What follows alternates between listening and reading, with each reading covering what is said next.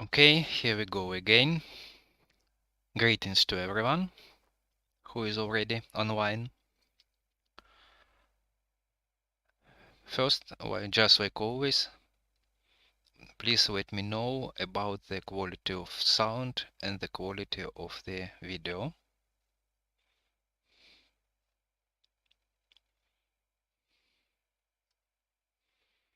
I will be waiting for a couple of minutes for the feedback. I see already 20 people joined. That's okay.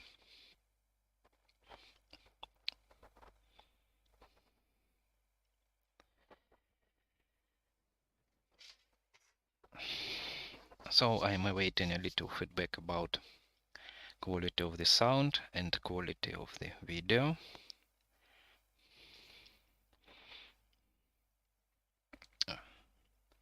Hi to everyone who is being joined at the moment. So just like always, we are waiting for several minutes for others.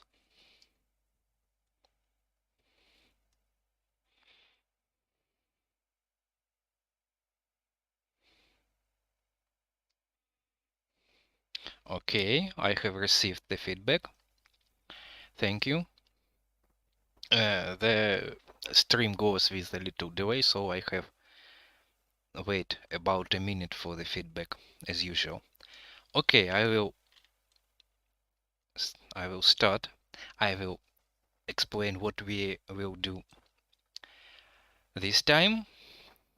Maybe you have remember that just about a week ago we had a big stream where I represented the current state of the project of the whole Rome in 3D, but mostly I have shown you the exteriors, since the interior are usually really heavy models for performance, and just for now, when I produce in video and other content, I'm working with them separately. So often they are not included in the main project file. And I have promised it that I will show the most up-to-date, the most important interiors which I have already made in a separate stream, and I decided not to delay this so much in time.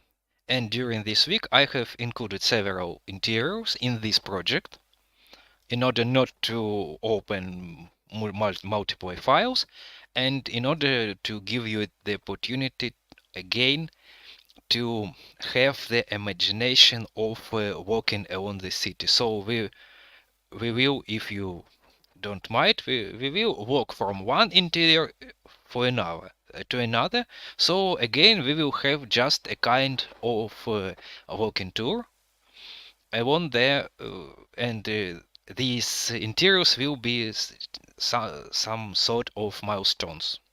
Also, I will use another road for walking. I will, in general, explain.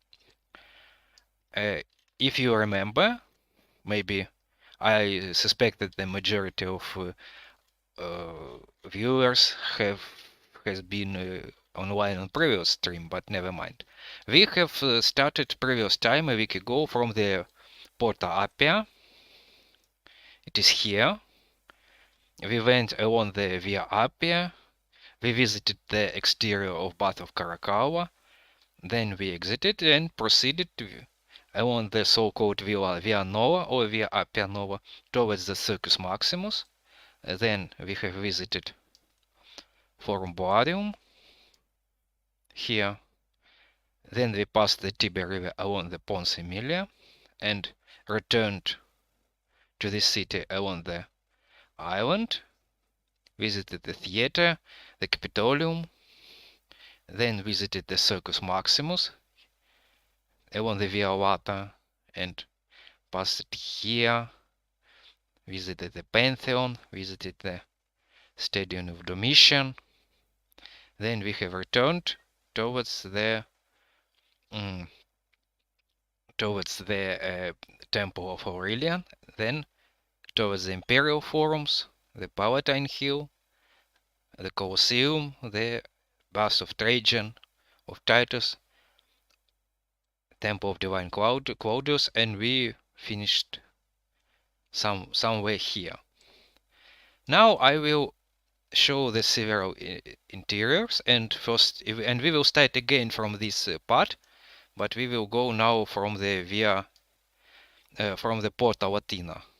It is another gate and another road. We will again visit the bath of Caracalla. I will show one of the most important interiors here, and then we will go to the center, but using another road. We will go through the Caelian Hill here, and I will show some interesting locations which I haven't shown previous time. Then we will visit the interiors of Temple of Venus and Roma, the Basilica of Maxentius, and we will finish this video, this stream, visiting the interior of Pantheon. So I think let's go with it. Let's go ahead. So I will go down to the Porta Latina. This is here.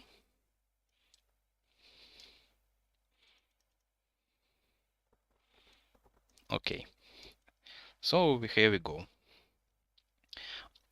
Again, if you have any questions, any requests, what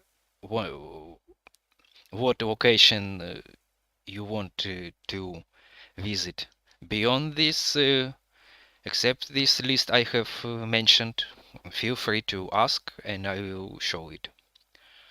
So now we are going to, we have entered the city, and now we will go down towards the bath of Caracalla along the Via Latina. So let's go down there. Here I some artifacts. Usually I use this magenta color to mark the outdated textures which I have to replace and so on. Here I want this street, just like the street Via Appia.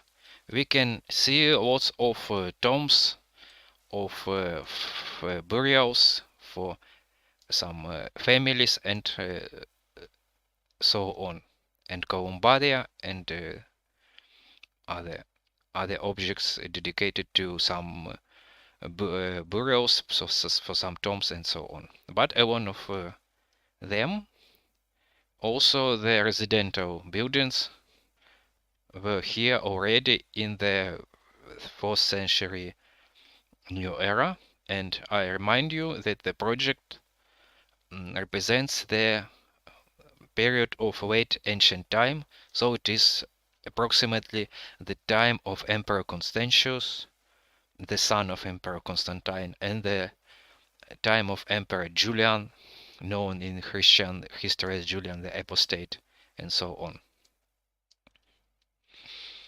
Here you can notice the dome of the hot baths of the bath of Caracalla already. Here it is. And there, down there is Porta, the Via Appia. And I remind you, going along the Via Latina.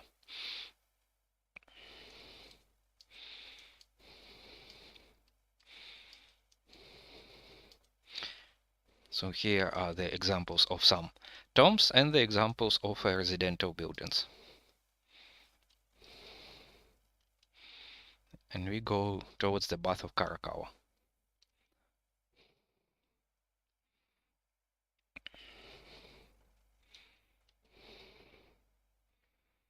I will show, I think about the separate stream about where I will show only the bath of Caracalla, because I have made almost any interior of the bath, although it is a rather outdated edition, but I will willing to show you the full to make a full video tour, stream tour online, walking along the bath. For now, I will show you the open swimming pool, and we will proceed with other interiors. Here we have walked towards the Via Appia. Here we have the crossing where the Via Latina join the Via Appia. And now we will go to the Bath of Caracalla. Here you can see the perspective of the Palatine Palace and the Palatine Hill.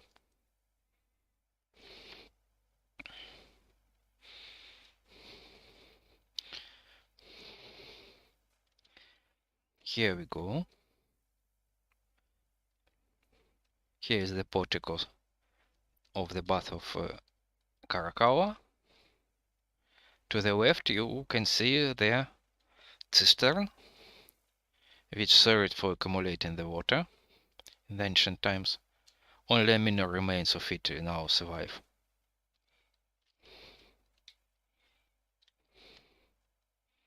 And now we will enter the Bath of Caracalla from the main entrance. Here I am actually repeating in this short part of our road. I am generally repeating the road of the previous stream, but let's change it a bit. Let's approach the main entrance through the portico. Here were a lot of some taberna, of some shops and other minor rooms, which intended for some tradings, for offices and so on. In usual, broadly speaking, taberna was a very common notion for many rooms, which could be used for many different purposes. First of all, of course, it's some trading, some taverns, some shops, and something like this. Here we go towards the main entrance again.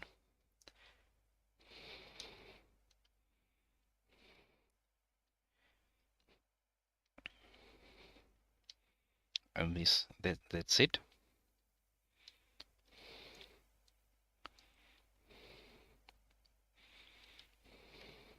Here is the northern facade of the Bath of Caracalla, I remind. As Bath of Caracalla was the second bath in Rome in the terms of its size, so it held the second place after the Bath of Diocletian in the list of the biggest buildings. This is one of the entrances. I forgot to open it, but actually we will go through this door like a cost, because it is one of the entrances to the vestibule, where we will see the interior I prepared. So here you can see the example of the contrasts is in Roman architecture. The relatively modest exterior and the lavishly decorated interior.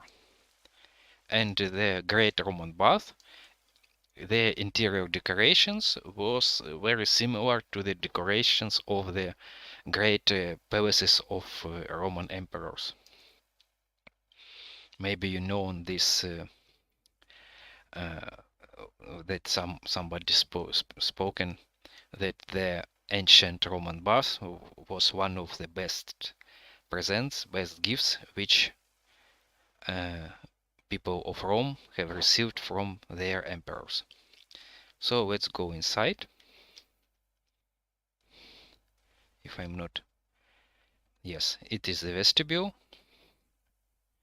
It represents now the mix of new elements and some old ones which I have to replace. For example, the vault should be replaced. It dates back to the first edition of this 3D model from 15 years ago.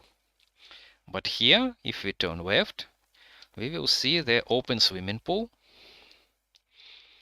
Let's change a bit the field of view.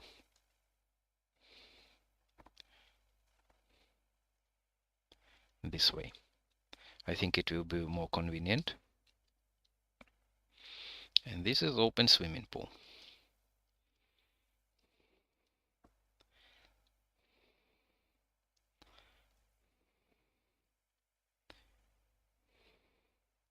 So it was very richly decorated with marble. It was covered with marble.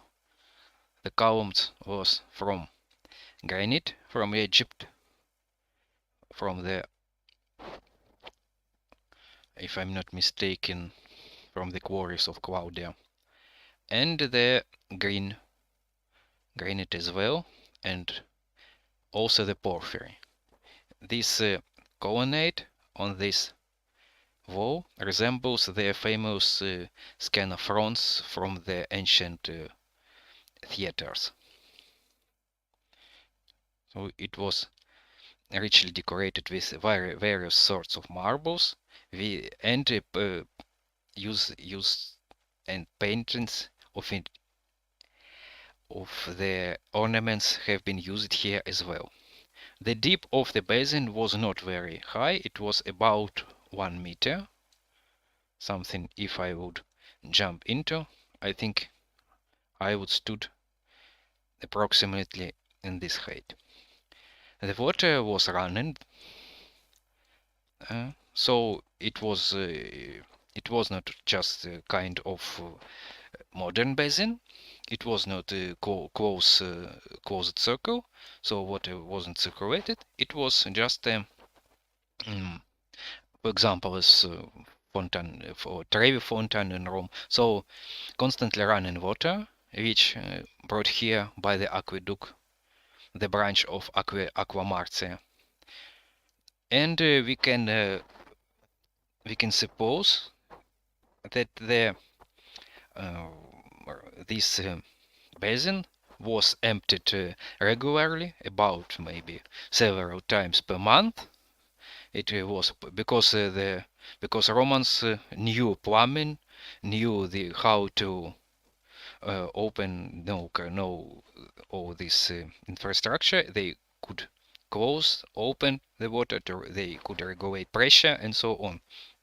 So they possibly periodically closed the water and just wash it up, cleaned up the basin, and then fill it again. So it is our imagination how they maintained this water relatively clean. So first reason it was running, and second reason the basin, in at least in main bath, supposedly were very often cleaned, emptied, and washed up and cleaned up. The covering was always marble, so these marble slabs have been relatively easily to clean up. You're asking where people left their clothes. It's so-called apoditeria, but here, as I mentioned 10 minutes ago, I have added only this interior, and other interiors now closed. The door to apoditeria, to the wardrobe, was here, and as I already mentioned, I will do maybe in not very far soon, not in the next week. It is relatively hard to produce stream every week, but I think in this year, maybe in a month, I will prepare the separate stream where I will show the whole road when you enter the bath of Caracalla. So we will go respectively towards the wardrobe, towards the cold, hot, warm bath, we will visit in the sport palestras, the libraries, and so on. But I will prepare this separately, and it will be the relatively detailed stream about the visiting of the bath of Caracalla. But for now, yes, the border of the so-called Apotiteria was here, right there. And this is, and the basin was, the main basin was here. And here was opened, so it didn't have any roofing here. We haven't any mention in building remains, and archaeology now states that it was opened the whole year. We don't know for sure how it maintained through winter. Was it in use or not? We don't know, but water was cold here. It wasn't heated. So maybe it was temporarily out of use during some months, we can suppose. Okay, now I think, no more questions here. Hello to everyone who joined us. For now we have 34 viewers. Okay. Again, I remind you, you can send me your questions, and as well as requests if you want to visit some locations of Rome in our project, and I will show it.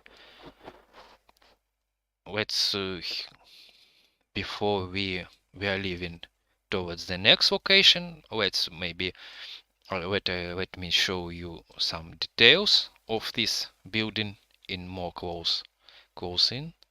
So these are the example how we now represent the ancient colors of Rome. So really, Rome was not white, but it means that only, as I repeated many times and will repeat again, not everything was colored. Many areas left unpainted. I have emphasized that colored marbles never have painted. For example, this sort of marble, which is very popular, it was so-called Christian marble. Now, in Italy, it is known as Cipollino or Cipollin. It was never painted because his beautiful factor, his beautiful appearance was sufficient. Or, for example, this sort of marble, the so-called Document marble, or now known as Pavonazzetto. So also he never painted as a porphyry, as well as Antico Verde, so-called Macedonian marble, and so on. White marble was painted, both ornaments and plain areas, but not always. Not always. Even ornaments not always were painted. And modern scholars insist, responsive modern scholars insist, that Romans applied colors to white marble quite delicately.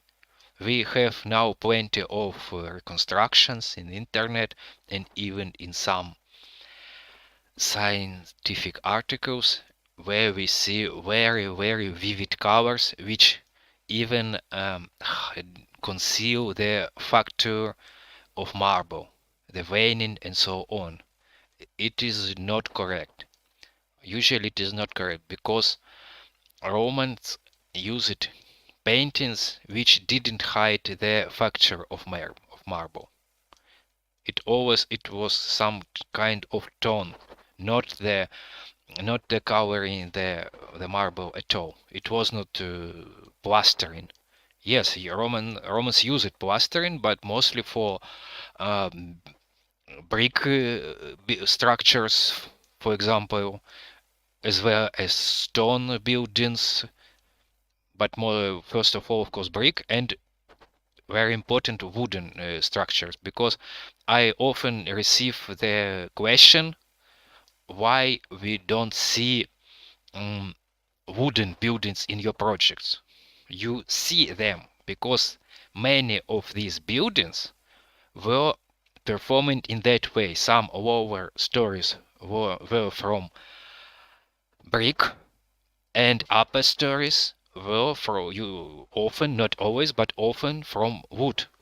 But it was plastered and covered and then painted and stuccoed.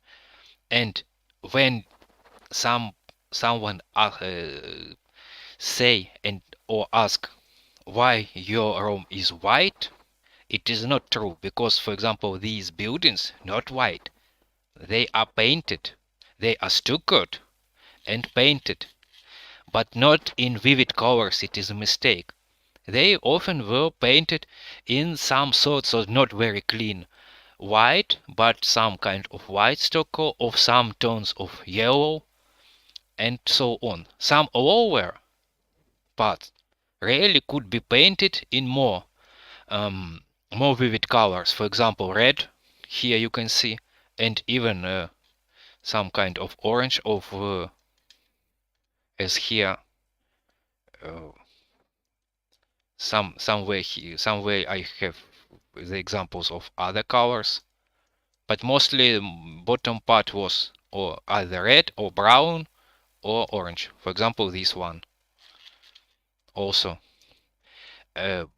most not so often example, but as well. The most buildings were painted in some light colors, light yellow or some sort of white, and so on. This vision is supported by the data of the ancient Pompey, Romanum, as well as surviving paintings and frescoes. Some of them depicts the ancient landscapes, buildings, and so on, and we can see there the same situation, that ancient people, and in our case the Roman people, painted in this kind. Not it does not mean that insula or domus were painted to the roof in red or blue or some other sorts. Not. It was in this way. Some buildings could be left unpainted or unstuccoed, just brick, or just travertine. It also was possible. So it was just a kind of distraction from our main topic. I will check if we have any questions. No questions. Okay, let's proceed. I think I have, for now, I have finished with Bath of Caracalla. And we will proceed towards the next location. As I said, we will go now towards the center of Rome, but using another road. We will go towards the Caelian Hill. Let's exit the Bath of Caracalla.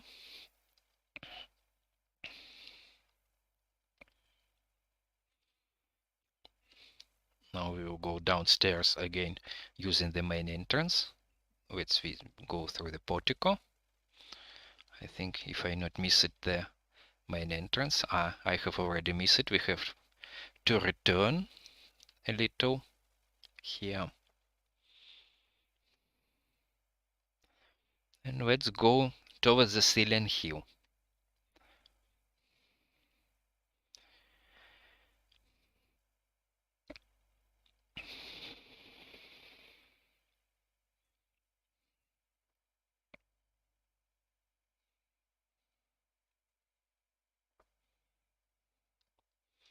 I repeat to all who join us recently, because I see that the number of visitors have been increased a little, that you feel free, you can ask questions and send your requests what location of Rome you want to visit. Also, of course, I have, maybe I rarely say it, but like just like other bloggers, I think I have to say maybe that feel free to join our platforms. You will see, you will find all my links in the description below of this stream and other videos on YouTube. I'm quite active in Instagram. There I have the biggest audience for now, about 300,000 people, and I regularly post there our updates, mostly in the as reels. Also, a group on Facebook, History in 3D, is rather active. There mostly I post some pictures, now and then pictures, and supplement there with the text, because along of 3D reconstruction I often post there some of my investigation of scientific articles, and I often, relatively from time to time, I'm posting my opinion about it, especially in case when we have several versions for the single buildings, so we have controversial issues, and usually I review them and can post my feedback how I see this issue, this problem. Here we are going along the slope of Caelian Hill. We are now go towards the top of it.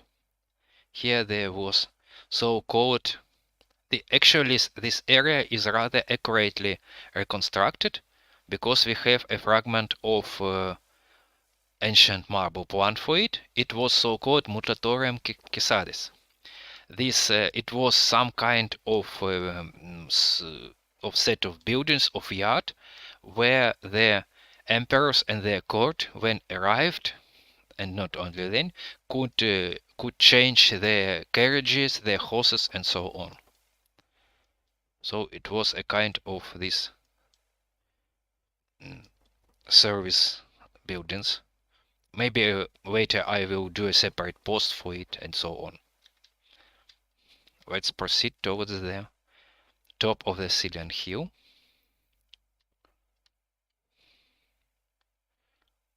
Here some slopes of hill were supported, as you can see, by retaining walls.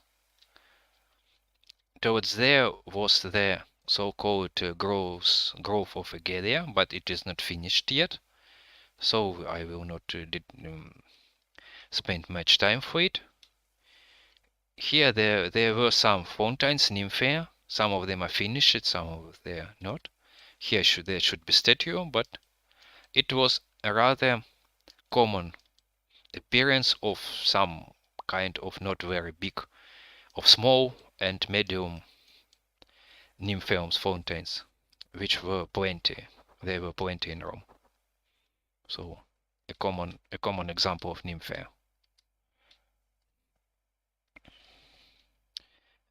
And we will go around this structure.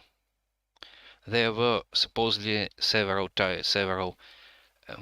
rich villas at the top of this part of the Caelian Hill. So we will go to the roads towards the Colosseum around them. It is also just a partly finished part of Rome.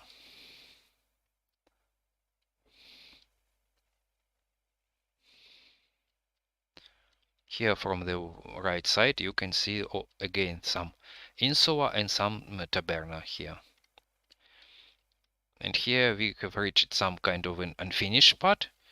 Here there will be some buildings, but later. And here we go towards the the branch of aqueduct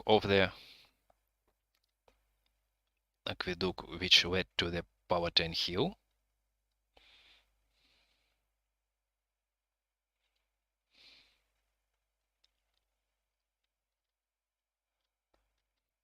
Now we will go left and then we'll go downhill.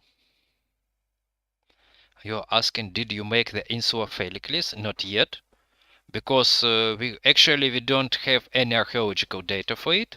We have just the description and some possible propositions, possible versions where it could be placed. Presumably it was in Campus Martius, but the location, precise location of it is very, very controversial. For now, I just added there a big insula, but I will first I will show where I think it was located. Here now I join the edition, the version which proposed by the authors of Carandini Atlas. But later I will make my reconstruction which will contain the present how I see this building according with the very, very few, very poor narration sources we have. We have the mention by Tertullian, the late Christian, relatively late Christian author, and so on. So that's it for now. Here we will go downhill again. Here the perspective, you can see the bust of Titus.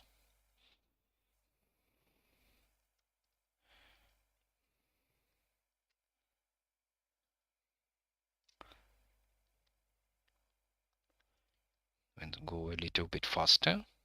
So you can see from the left side is not finished, just roughly pasted buildings, but the right side is relatively in a good condition, and you can see the pretty good example how the common Roman street should look like.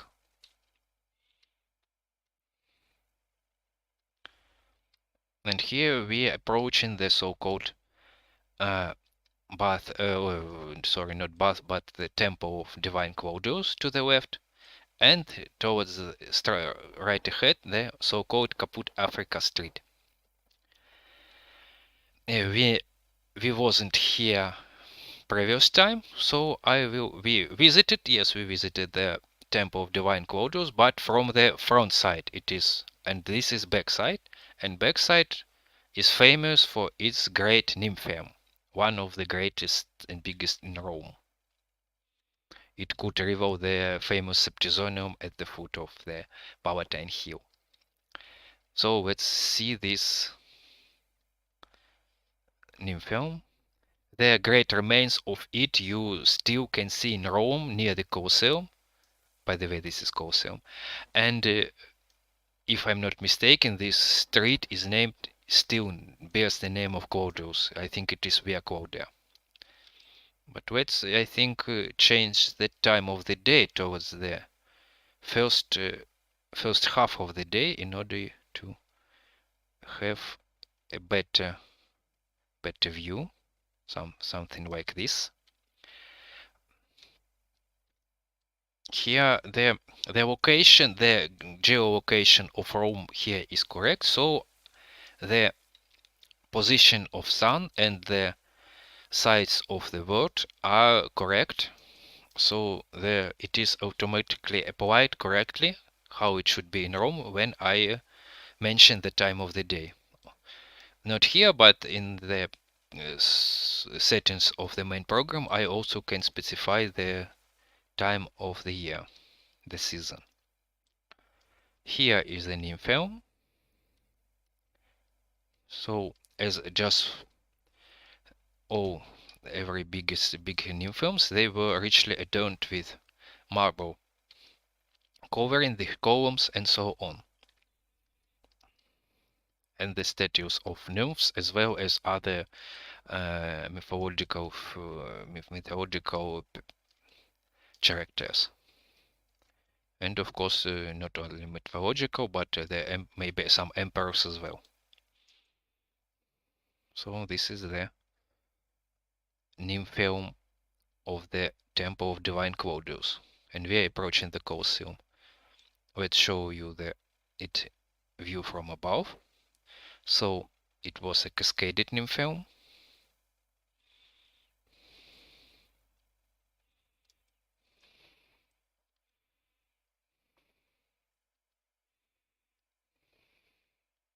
And here we go towards the Colosseum.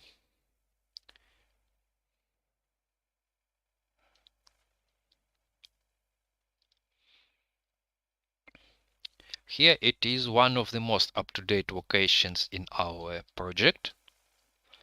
If you remember, I even shown there some panoramas.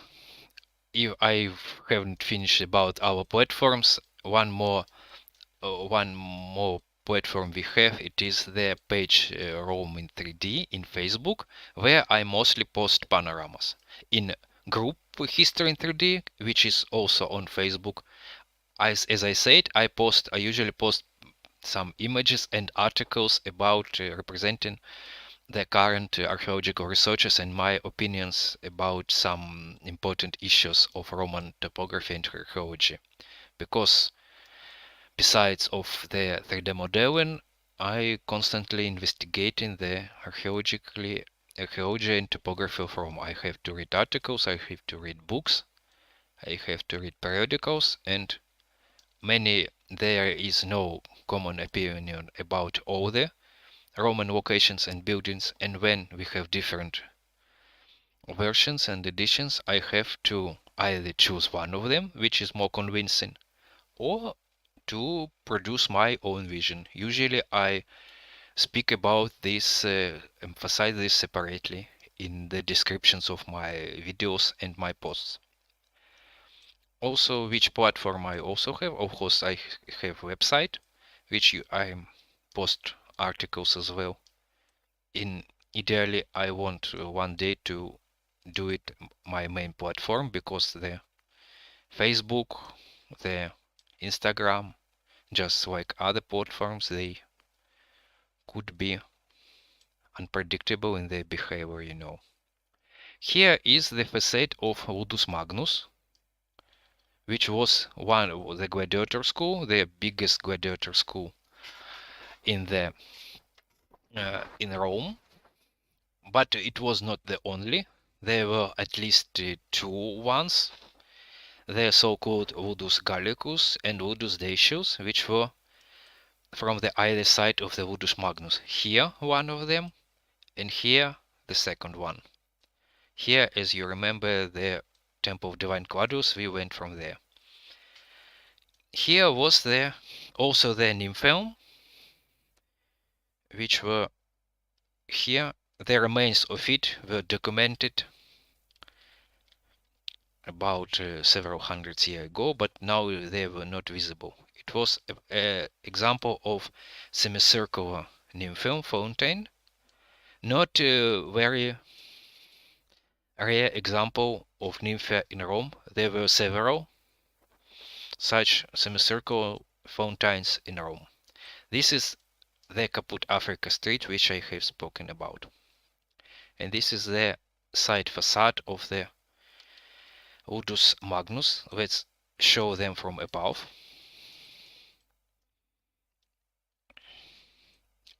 And this is minor Ludus's gladiator school, which I have spoken.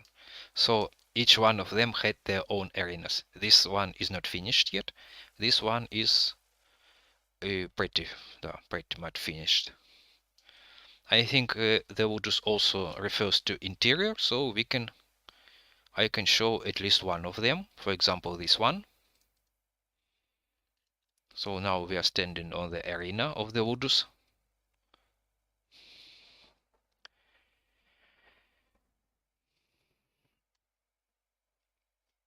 So it was pretty little arena, just for training, or for either for training or for showing the gladiators for some spectators, for some limited spectators.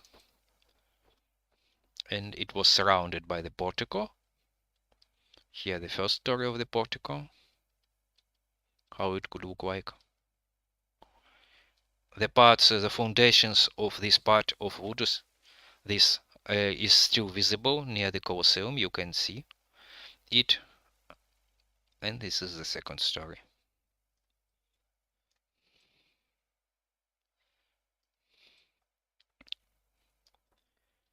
Now we will proceed towards the center of the city, where I will show the promised interiors of Temple of Venus of Roma and the Basilica of Maxentius. Now I will check the questions if we have. Now we have relatively few questions. Oh, I hope it is due to the fact that I already answered all the interesting questions previous time. But again, I remind you, feel free to ask any questions. Feel free to subscribe our project. Feel free to donate if you want and can, and so on. Thank you for all your activity. So I have replied about the Insula Hercules. We have a couple of questions. Are you finished? I'm reading the question. Are you finishing the whole digital reconstruction? Yes. The final goal is to recreate the whole Rome in a full detail and as accurate as possible. And first of all, I'm working with the version which represents the 4th century new era, fourth century AD or CE, whenever you like it. And this is the time then which I'm repeating, when the main part of building almost all buildings were already built. The last ones of them are Basilica of Maxentius, the so-called Bath of Constantine, the so-called Arch of Janus in the Velabrum, the obelisk, the second obelisk of Constantius on Circus Maximus, and some minor buildings, for example, Porticus Maxima on Campus Martius, and so on and so on. It is from one side, and from another side, the process of the destruction of ancient Rome and conversion it towards the Christian city hasn't yet fully begun. So some first churches appear, but they were not extension. They did not yet affect the process of destruction, the ancient legacy. But of course, as it the middle century fourth era, middle of the 4th century new era, I will definitely have to show some churches. One, but I haven't yet added none of them, but definitely I will. For example, it is the church of I am could mistaken. I think the church of Anastasia at the foot of Palatine Hill. It is one of the first churches. Of course, I will have to add the Basilica of Saint Peter or San Pietro in the Vatican Hill on top of the remains of the Circus of Caligula, as well as some first buildings of Lateran. But for now, I have to recommend you the splendid reconstruction of the Basilica San Pietro, which is performed by my colleagues. There is a project, Patrimonial and Archaeologic and Archaeological Virtual, if I spell it correctly. You can find it, just type in 3 letters PAR,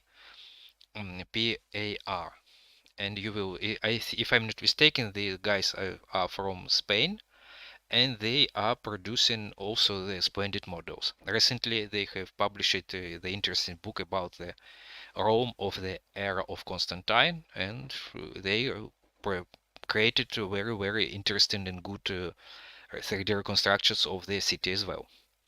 But I think the most beautiful part of the work is the really Basilica of San Pietro. I think it is the best reconstruction of early Christian basilica up to date. Later I will present my edition, but I will reach the Vatican area not very soon. I have other priorities. I'm most focused in ancient buildings. So yes, I'm finishing reading this very question.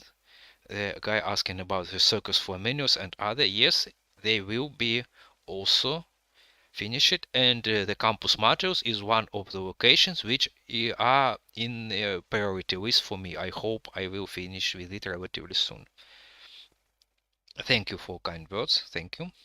How many people are working on this? I will repeat this. That usually my team was about through 2 or 3 people. The last when I have started to work with projects systematically, it was about 7 years ago.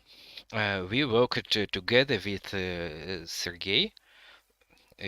I think he is now even online in this. I have seen his greetings, and he produced about, I think, about 10 or 15 or even 20% of the whole amount of work in the project, but from the other side. His models often were very of a high level of detail and of the quality in the technical sense of it. They were always very good structures and of very good quality. And honestly speaking, it was when we worked together, it was a big example for me and motivation for me to increase a level of my 3D models as well. So I think I have learned some new skills from him as well. For recent 2 years, I'm working alone. Sergey took pause in this, but I hope he will return to project. And for now, the one also exception, example. I'm working with the artist from Italy, and we even from Italy. Sorry, and we are producing the series of unique frescoes for the future reconstruction of the bath of Diocletian. And because I want to produce that reconstruction in a very, very high level of quality and unique. So, so this is the example. The rest of work I'm currently producing by myself. Okay, I think I have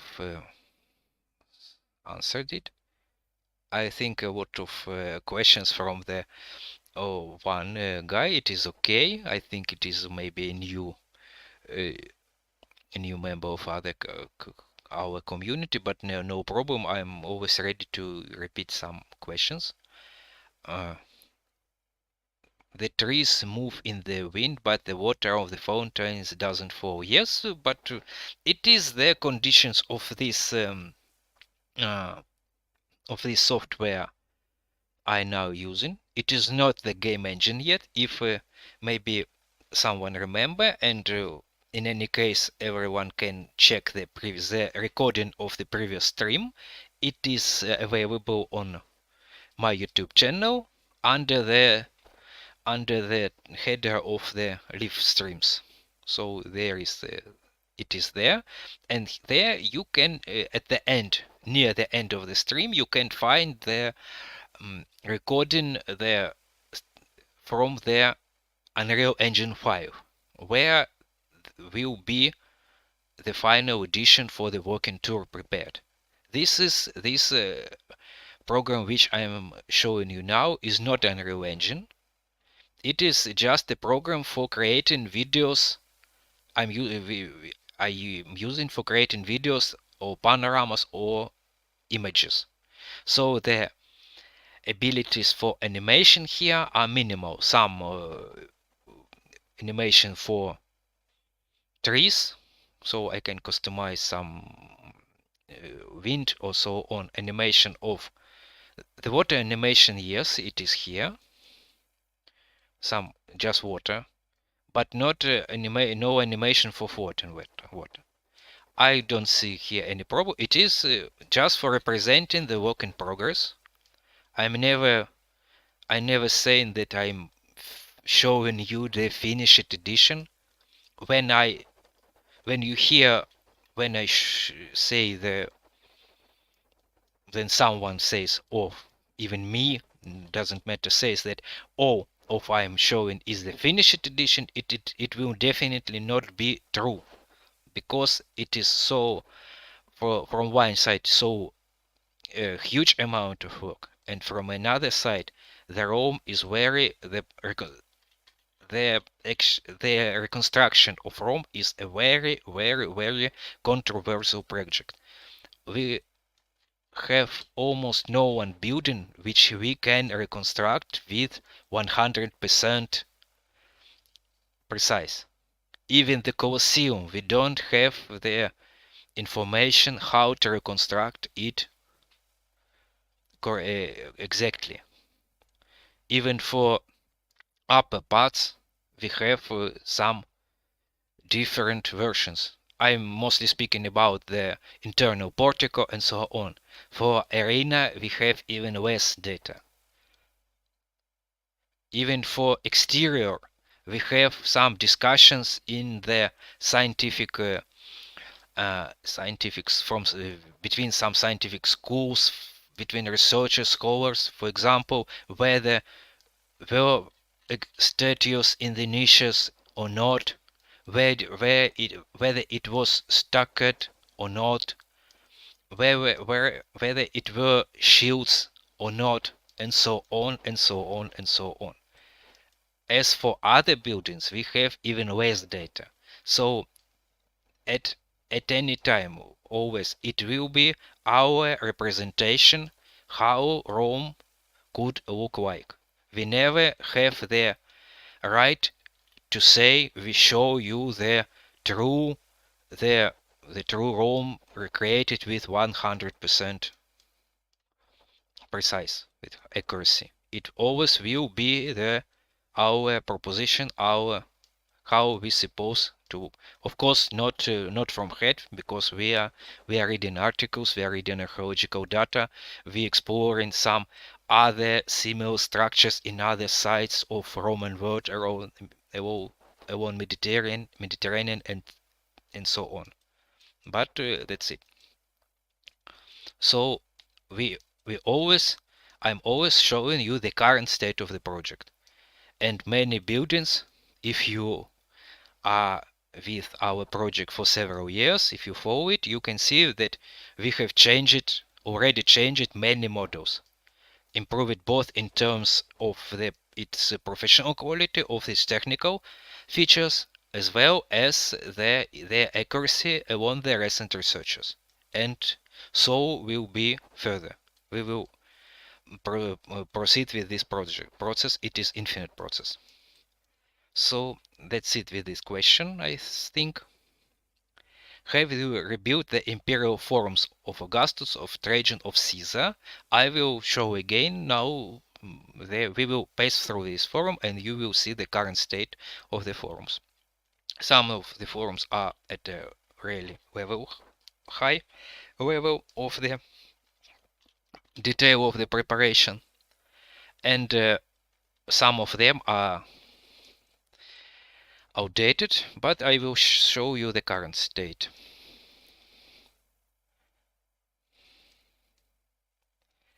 I think I have already answered the question, where did you get the exact location and appearance of the civil buildings? Some of them are really based on the strict data, because we have the excavations for some areas of Rome, but the excavation data for Rome are very, very fragmentary. Most of the data dates back to the Renaissance era, to the 18th, 19th century, when it was explored by former scientists, scholars, for example, by Lanciani and so on, when the Rome was relatively empty within the Aurelian walls. But now, as you know, it is densely built up, and it is rather difficult to carry on the excavation within the ancient walls, because, for example, Aventine Hill, Caelian Hill, now built up with relatively modern buildings. So some archaeological excavation should be carried out in between the foundations, in some narrow areas, and it is very, very difficult process. For another source, it is the fragments of the Forma Urbis, the ancient marble plan of Rome. It is another source. Of course, we have very, very big amount of blank areas where we have almost nothing data for it, for the Rome. Here, usually we populate the Rome using some, for inspiration, the great Gismondi project. Italians know it as Gismondi Plastico. So it is the maquette of Rome which was exhibited in the Museo della Civita Romana in the Eur district, but now it is already closed for, I think, about for 15 years already. And I am, for example, I cannot wait.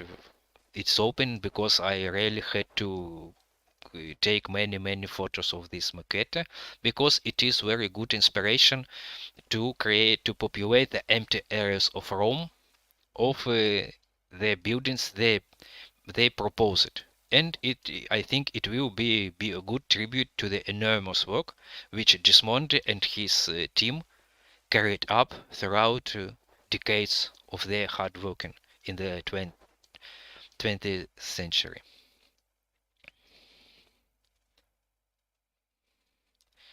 Sergei, my colleague, left a comment that he expresses his deep gratitude and his hope that his model are not completely outdated. No worries. The models of Sergei is still very up to date. For example, just in front of us, it is the bath of Titus, which is modeled by Sergei. It is modeled about 6 years ago already. Yes, I think it was carried out in 2080, and only for now only minor changes has been applied. I have changed here the textures, added some paintings, and added some statues, but the main core of the building is still okay and still up to date. Here's the bath of Trajan, which was carried out by me, but also they require, even this model requires more updates than the bath of Titus. For example, I have to add here the portico, they remodel these exedras. Actually, it was libraries and so on. And also I have finished the exterior of the bath themselves. For here, for example, there should be a splendid basin, the splendid swimming pool, similar to that we have seen in the bath of Caracalla. Here is bath of Caracalla. We came from there. And when I finish it, they will be almost as splendid as the basin from the bath of Caracalla. But by the way, this bath of Trajan was the first truly great bath of Rome, which was an inspiration for later bath of Caracalla. There they here. And bath of Diocletian. Here they are. They are still standing, not finished model, but still standing in an empty area, because this area should be also populated with many buildings, both residential and religious and so on, but it is not finished yet. Okay, let's proceed towards the center of the seat if I finish with questions. So because I don't want to receive some questions unanswered, I still can allow myself to reply all the questions. I will not follow the example of other bloggers which answer on the paid questions, because it is not good for me now, because I still can answer all, not very big amount of questions. But in any case, I will be very grateful for any donation you can send, because my projects existing only on this donation. It is the main my activity for now. I'm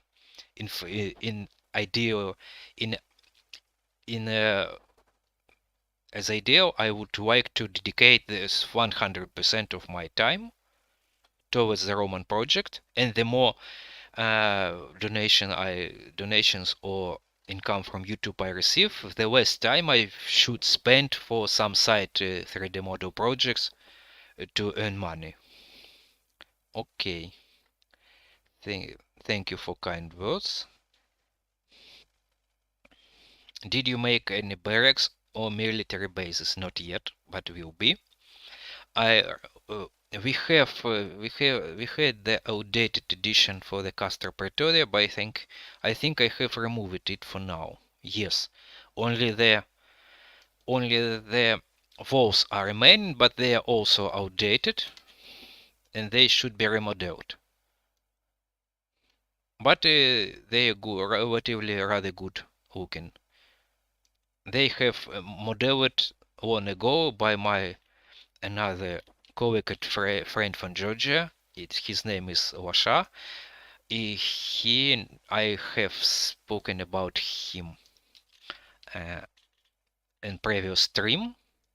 Now he's working with Roma Reborn project, but we had a good cooperation, a good friendship, and still now have a good friendship. And if you're interested about the story of my project, about my team, you can watch the previous stream, and where I'm speaking about my colleagues in more detail.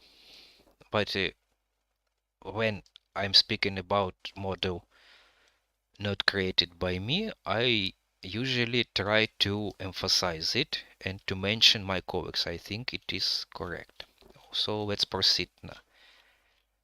Proceed with our walking tour. So that's it for questions for now. Yes. I see some comment in Greek. I have to mention it is not a problem about any comments on any languages throughout the world when they are offline, and I can use translate for it. But here, please write me in some language which I understand. And I understand only the English, Serbian, Russian, and Ukrainian, because it is technically not convenient for me to copy and paste the text from another language to translate. So no problem with your languages, but during the stream, if you can, please write in from the languages I understand. So I will proceed. Let's go to the Temple of Venus and Roma. I have, if you notice it, I have walked through the Colosseum from the north side. Here the Colossus Solis, so-called statue, colossal statue. Also, I don't know why I receive very big amount of comments, of feedback. Some how I'm name it some expert feedback from from those who are not truly expert, I think. And one of these one of most often feedback, so-called feedback, when they mentioned that it is the error that the Colossus didn't exist at the same time as the Colosseum. That allegedly it was only the Colossus of Nero and then it was dismantled. No, it is not correct. The first edition of the Colossus really was the Colossus of Nero, and it was placed somebody there at the entrance of the so-called Domus Aurea, the gilded, the golden house of Nero. But when the Nero was died, but after the reign of Nero, after the civil war, when Vespasian and Titus came to rule, when the amphitheater Flavium, or just amphitheater, has been built, the Colosseum moved from that to here to its new location. Even the fragments of pedestal now are visible and are mentioned in the modern outline of Rome. And the face of the Colosseum was remodeled, and it was dedicated to ancient deity of sun, of Sandel, and though according with one proposition with unsuppose, it was their assumption. It was abstract face, but according with another scholars, it was the facial features of Titus. But we don't know it for sure. But we have the coins which depicts the Colosseum from this angle, and we see the facade of Colosseum on some coins, and we see the Colossus from the left, and it is one of the best proofs of their simultaneous existence. And we have now the common some consensus that the Colossus really existed at least till the end of ancient times, at least till the time of Rome was sacked by Goths or Vandals. Here the Meta-Sudans, here is the Arch of Constantine. I will not stay it for more, because we primarily are here for exploring interiors. So let's go forward towards the interior of Temple of Roma. But anyway, if you have some particular requests, what you want to see, I understand there can be some new people which haven't seen previous live stream, so I will be ready to show it. This is Temple of Venus and Roma, which was supposedly one of the biggest temples of Rome itself and the ancient world in general. It has been the first edition of it has been built by the Emperor Hadrian in the 2nd century New Era, and it was broadly reconstructed and even rebuilt by the Emperor Maxentius in the 4th century, at the beginning of the 4th century New Era. We don't know how it affected the exterior. Supposedly Maxentius preserved the exterior of the temple because we have remainings which show us that the temple has been carried out in so-called Greek style, because the entablature has the features of the Greek impact to the Rome architecture, and the podium as well. And it corresponds with the architectural likes of the Emperor Hadrian. We know he was the great Hellenophile. He loved Greece so much. And supposedly Maxentius preserved its appearance, the temple. But he supposedly greatly reconstructed the interiors. Here I have to explain. I will go towards the air. The temple had two so-called cellas, and was dedicated to deities, and it was symmetrical along this line. So eastern part was dedicated to the goddess of Venus. Now it is not finished, so it is closed here. I haven't created it yet, but the relief of tympan represents the deity of Venus. But the western cella was dedicated to the goddess of Roma here, and even here you can see the gilded statue of it. Here for now I left the tympan dedicated to Venus as well, just it is just a copy of it, of this tympan. But later I will create the separate concept dedicated to goddess of of Roma. Sorry.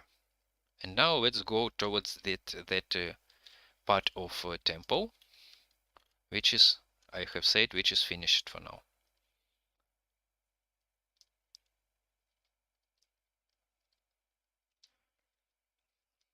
Yes, I will. As I said, I just see the comment, can you show the temple of Venus and Roma? I am doing it at this very moment. So we're approaching to the western entrance towards the temple. Here you can imagine the dimension of the buildings. You can see the people here, and you can see the perspective of the Colosseum. Let's turn the sun towards the afternoon, I think. Yeah, it will be more interesting effect.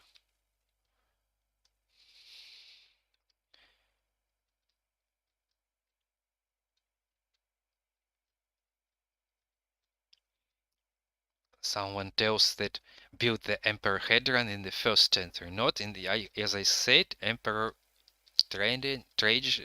Hadrian ruled in the 2nd century, not in the 1st century. And this is the, looks like I have levitating characters here. Yeah, really levitating. In any case, they are created in a correct dimension, but they're levitating. Let's leave it for now. But this is the entrance to the temple, and this is the western part of the temple of Roma.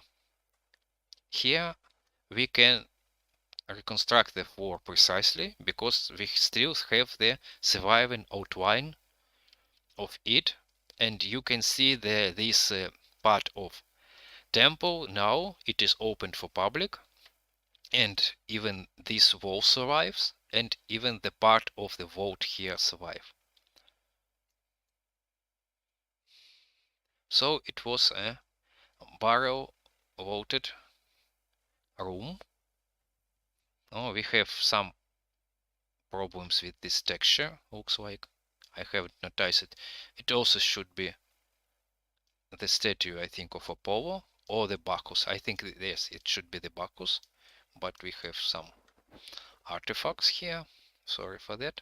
But here the statue of Roma is okay. Now it is one of the statue I have modeled recently. I will improve it for further, but for now it looks like that. So it represents the main attributes of goddess Roma. She is held in the sphere with the goddess, with the victory goddess. He wears the scepter and he has the military appearance. He has the helmet and so on. So it was the personification of the city, of the strength, of the military strength of the city of Rome. The temple was richly decorated with the porphyry columns, with the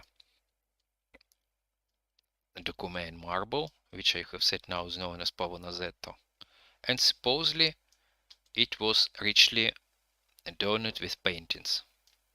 Because, for example, we have the survived outline of these apse and the traces of stuccoed decoration. So we can create the outline of these decorations.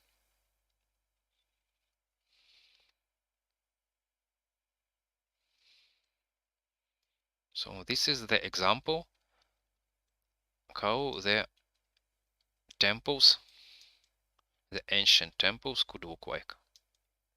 With painting, combination of painting, combination of gilding, combination of applying of the various sorts of rich marbles and granite and porphyry and so on. And again, you still can see the big amount of surfaces left and painted. The shafts of columns usually left in painting, only the bases and the capitals were painted or gilded. Here the colors are missing now, for now, but they should be added. It is just not finished. Here you can see the more correct imagination how the ceiling should look like. Here.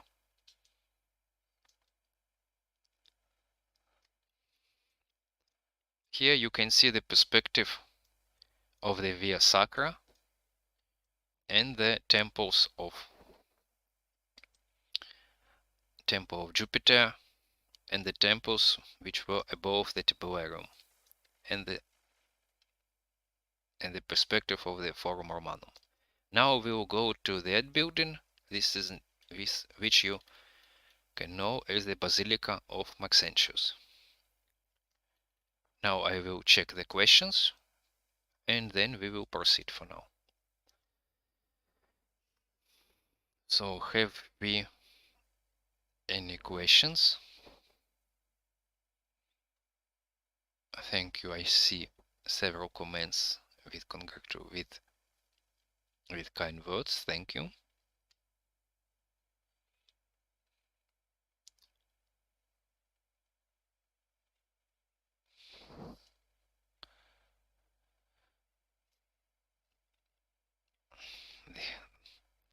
The guy is asking, is it impossible to find the sponsor? Maybe I think I have to emphasize I am not looking for the some single sponsor, because I want to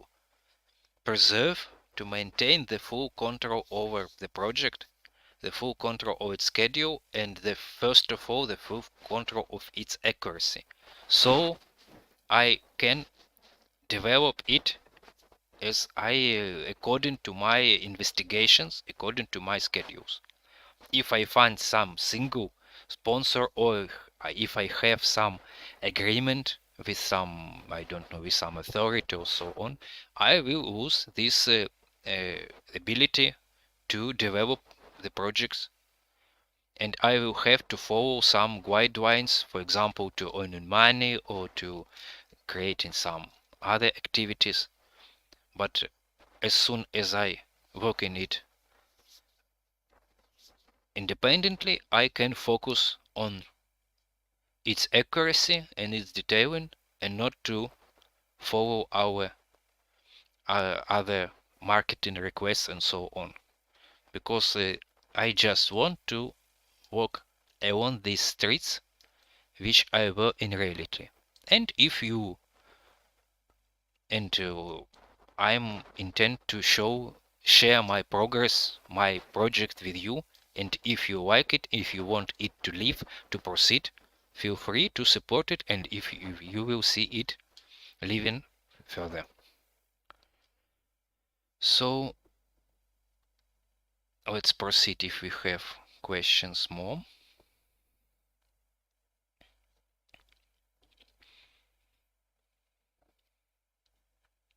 I have shown already the Temple of Venus. Okay. We will show the interior, as I said, I will go. The same guy. The cell of Venus. The cell of Venus statue still exists. The cell of Venus statue preserved much in much worse condition. It is just the back wall and the part of left wall survive. The western cella of Roma survived better, and it preserved the parts of floor, as I said. But it is inbuilt in the modern church. Can you show the Septizodium? Yes, I will show, which if we will receive the Palatine, but as I have shown it on the previous stream, and I have added it, but it is not finished. It is just the base model without the decorations and marble covering, but I will show it, no problem. The last comment for now represent the widely popular edition that Apollodorus of Damascus lost his wife for commentary of the acroleches of the temple of Venus and Rome. As for me, I consider this as a myth, and I don't believe this story, because the story doesn't correspond to the actual outline of temple of Venus and Roma we have. I think it was just an ancient rumor, which is plenty of them in ancient narrative sources of Tacitus, of Suetonius, or even in Dion Cassius' books and so on. We have been very critical for all these rumors. I think, of course, that Hadrian could be could take some deal in the fate of the Apollodor of Damascus, but I definitely think it was some kind of another reason, not this one. Yes, I see, but I don't agree with this. I think it is just a myth and a rumor. Okay, will you show the Capitoline Hill and arcs where the temple of Juno Moneta? Just the exteriors, and I have shown it previous time, and I see this the guy who are asking this was on the previous stream, so you have seen this already, I think. The interiors for that temple are not ready yet. Okay, so that's it for now with questions, and I will proceed towards the Basilica of Maxentius. Fortunately, we know this building. This is the Basilica of Maxentius. Now only about the third part of it, 1/3, about 30% of it still survive. This northern part survives. This. Let's go take a look from the above, because as the classical basilica, it had three parts, three naves: the central nave, the biggest, the tallest one, and the side naves, aisles. And only the northern part survive. North is there and south is there. The rest of building have collapsed in the Middle Ages, and their remains have been dismantled. Fortunately, this building bears the name of its builder, the Emperor Maxentius, because shortly after his death, it has been renamed as the Basilica of Constantine, or even the Basilica Nova, the new basilica.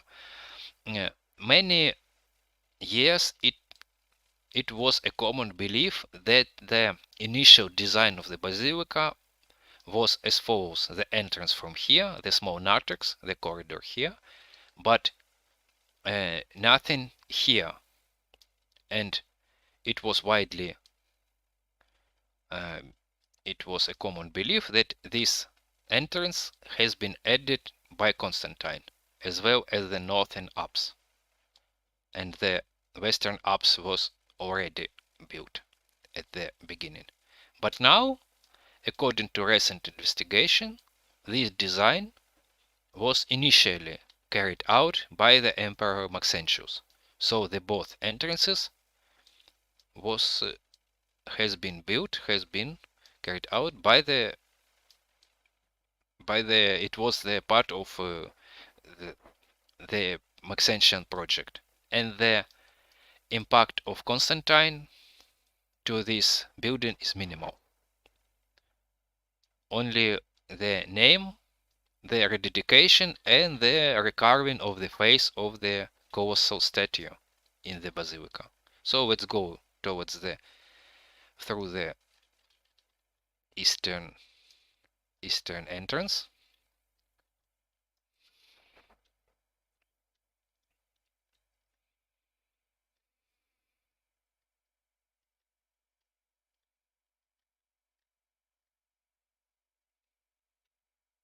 I see the comment design none other than Trajan Forum. Please explain what does this comment mean. As I said, all forums are designed but at a different level of detailing. And I don't understand the meaning of your comment. Let's change the sun here, maybe a little. So this is the supposed design of the Basilica of Maxentius. The lateral parts had barrel walls with this coffer, the big windows, which were had a grate and embedded glass in it. As you know, Roman engineers has the invention of the window glass, and it led to the truly revolution in the Roman architecture. Then they could afford the big buildings with big windows, which could let them huge amount of light go into the building.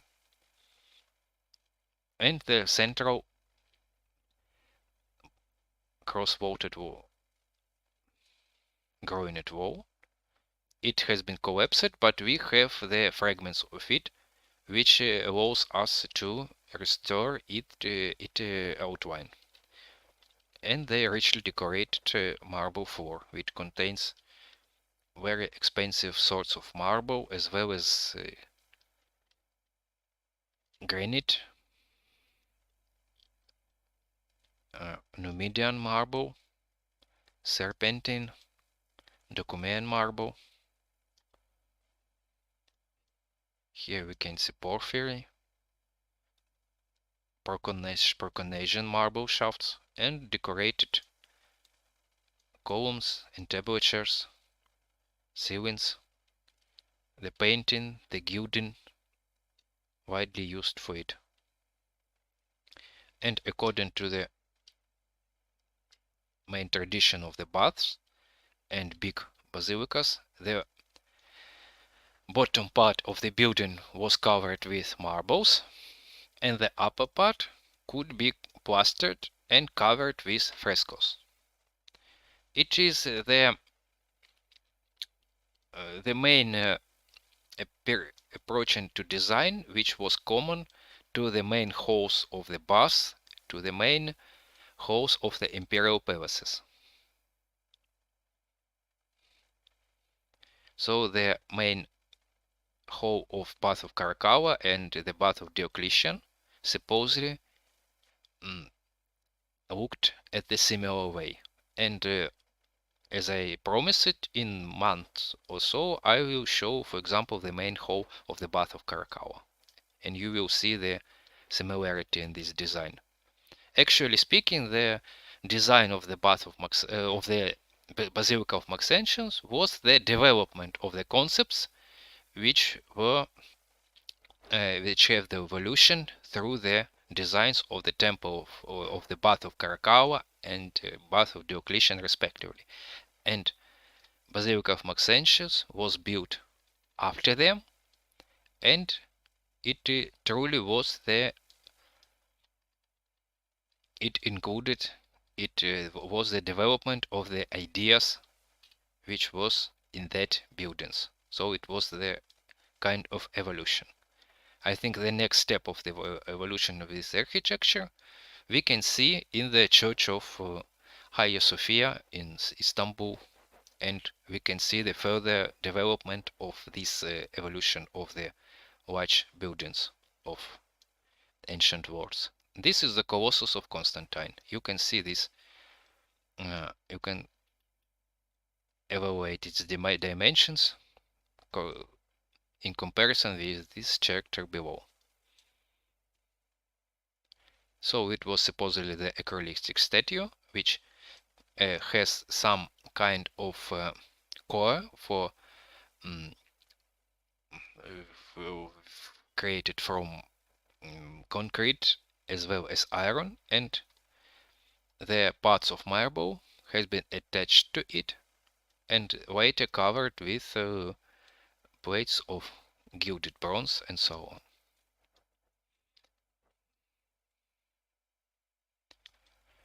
So that's this for Basilica. Now we will go further.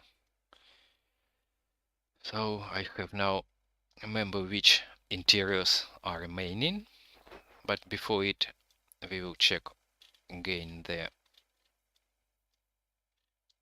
questions.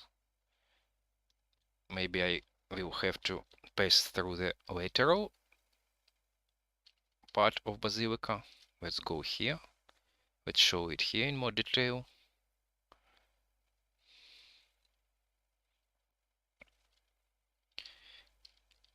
Here is still not finished part of the Basilica. It was the northern apse. Let's go inside. And usually it was a closet area for some closet courts of emperor. So it could be separated from the rest of the Basilica, and some closet court could be held here. It will be finished. I have to paint these columns, its entablatures, and add the sculptures here. But you can receive the main imagination how these apses look like. Here was the seated places for court.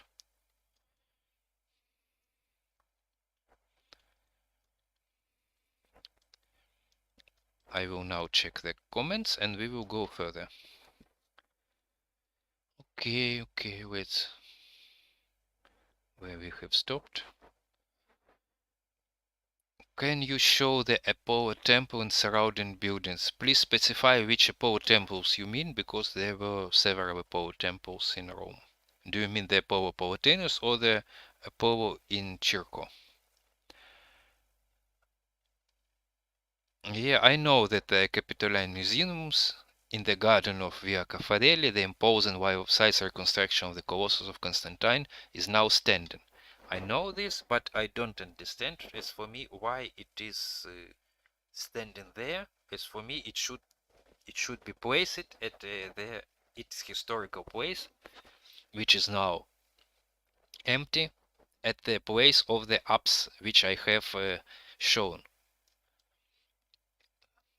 So here, if it stood here, it would be perfect, I think. They could reconstruct maybe some part of this apse to create some coverings from raining and so on, and it will be, I think, the perfect solution. And personally, I don't understand why they placed it there. Maybe it's more convenient for them. As for me, it is not very convenient to explore this statue at the top of Capitoline Hill. Let's proceed with the comments, not very big amount for now. Will you make the interior of the temple of divine Julius in the future? If I'm not mistaken, I see some ancient Roman coins representing the temple with statue of Caesar as the augur. Yes, there are some coins which represent. We have some minor narratives about some paintings have been exhibited there, but almost nothing about the appearance of the interior of this temple. But I think in future I will reconstruct it at least roughly in order to have the opportunity to open the doors and to show the statue of the Caesar in the perspective.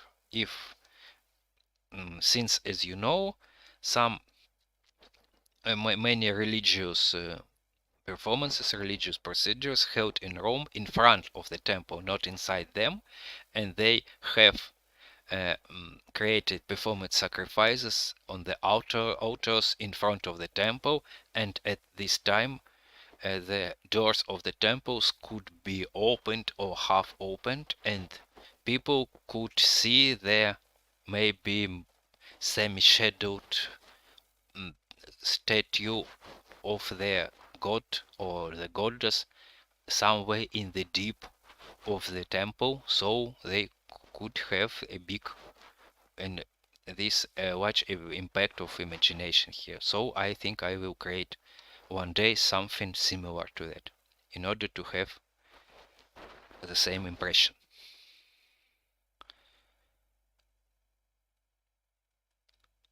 Okay, let's proceed with comments. Just a couple of comments remaining. What is your favorite interior? Mine is interior of the Basilica of Maxentius and Constantine. For now, maybe mine as well, because for now it is the most up-to-date interior in my project.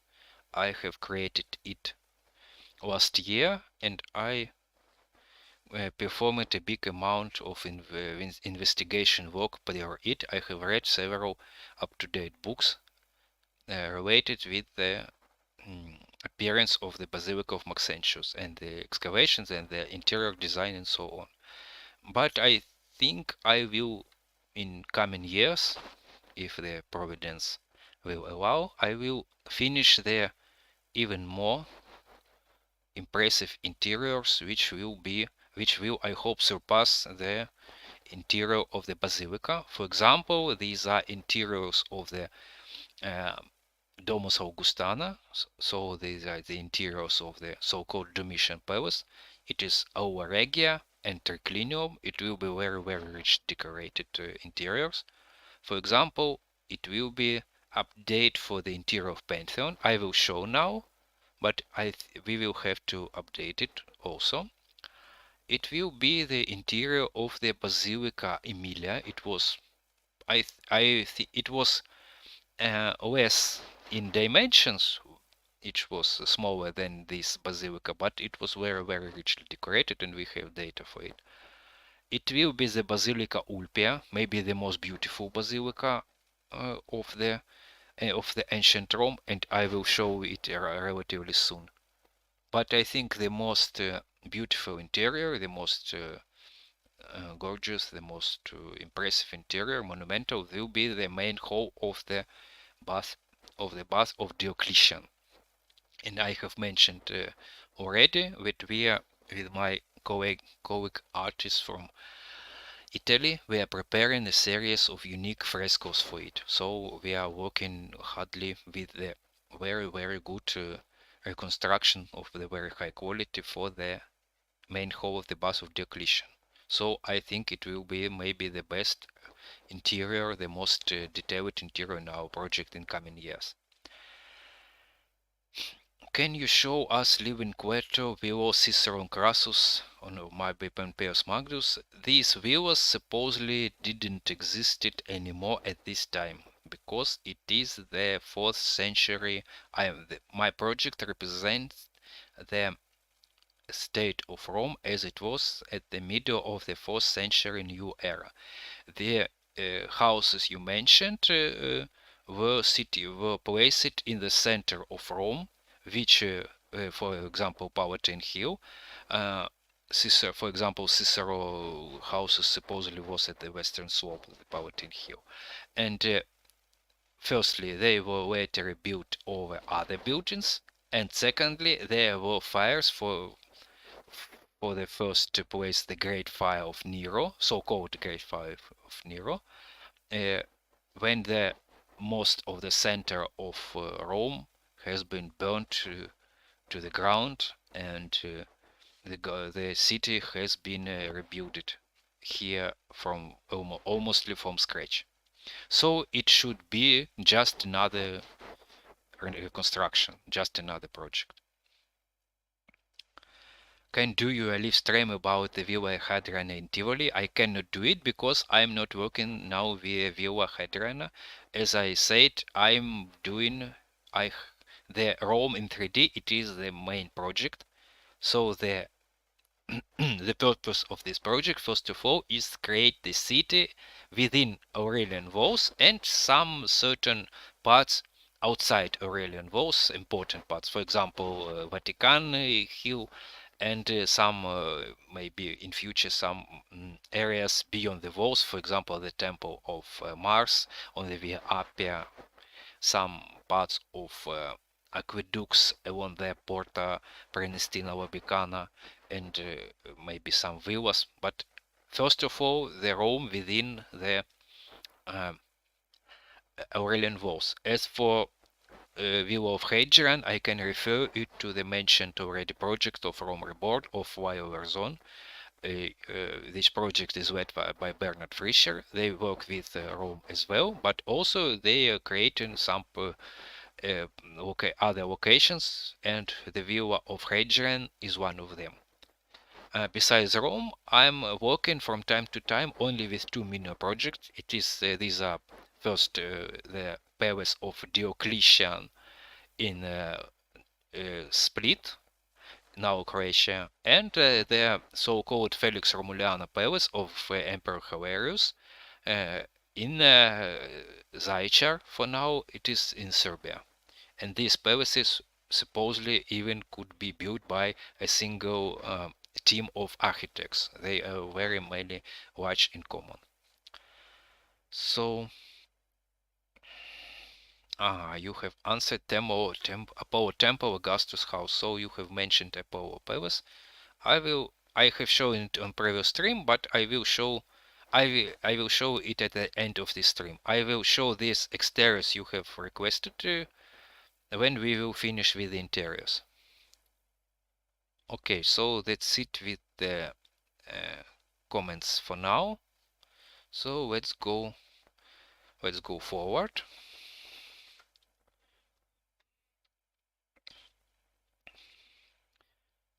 We now go towards the Campus Martius along the Imperial forums. Now we will pass through the Forum Romanum and we will go towards the Imperial forums and go forward what of the interiors remains. I think the Pantheon. Yes, here we are passing through the famous structures of the Forum Romanum.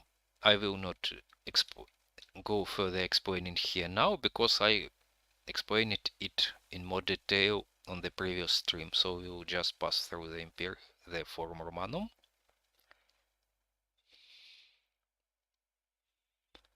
And here we will turn right towards the Imperial forums.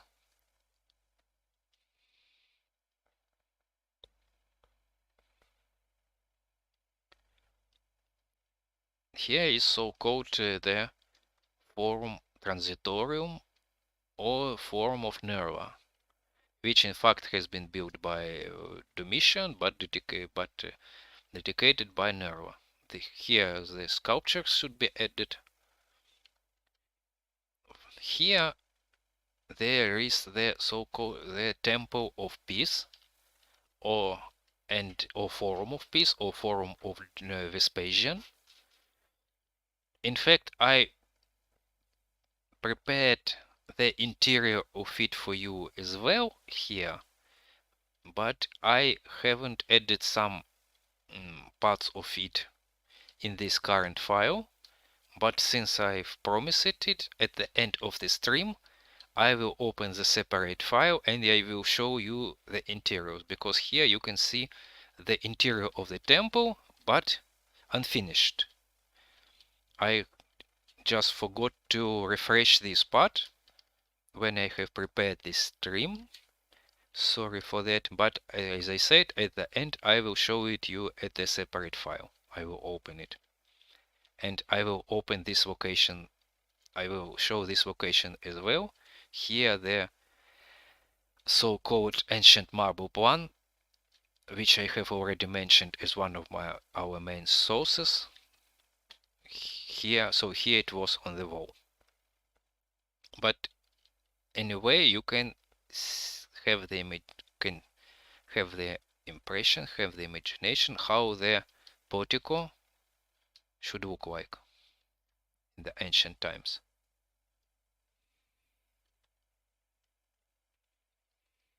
Now we will go forward to the Campus Martius and see the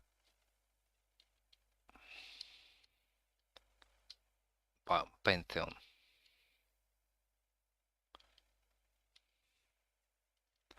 So here at the background you can see even the perspective of the Basilica of Maxentius.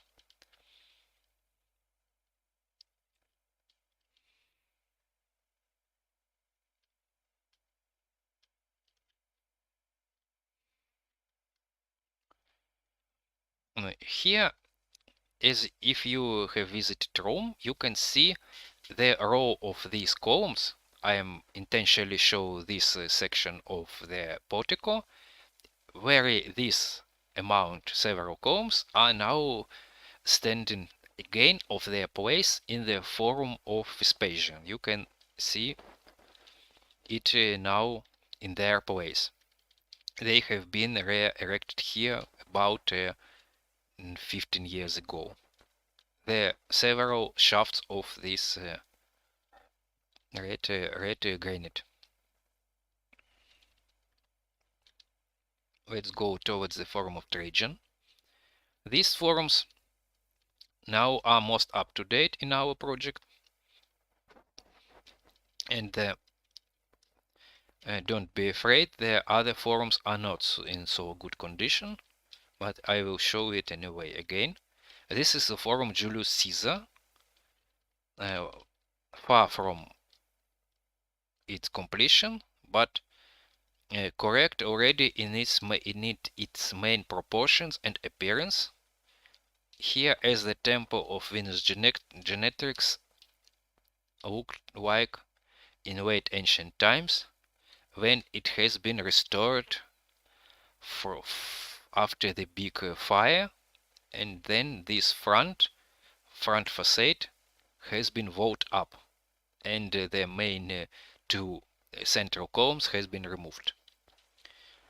This reconstruction supposedly performed in this way because, according to usual practice of ancient architecture, when the marble and stone building suffered the impact of fire, even in case it has been collapsed, it often should be demolished, should be dismantled, because it has lost its strength.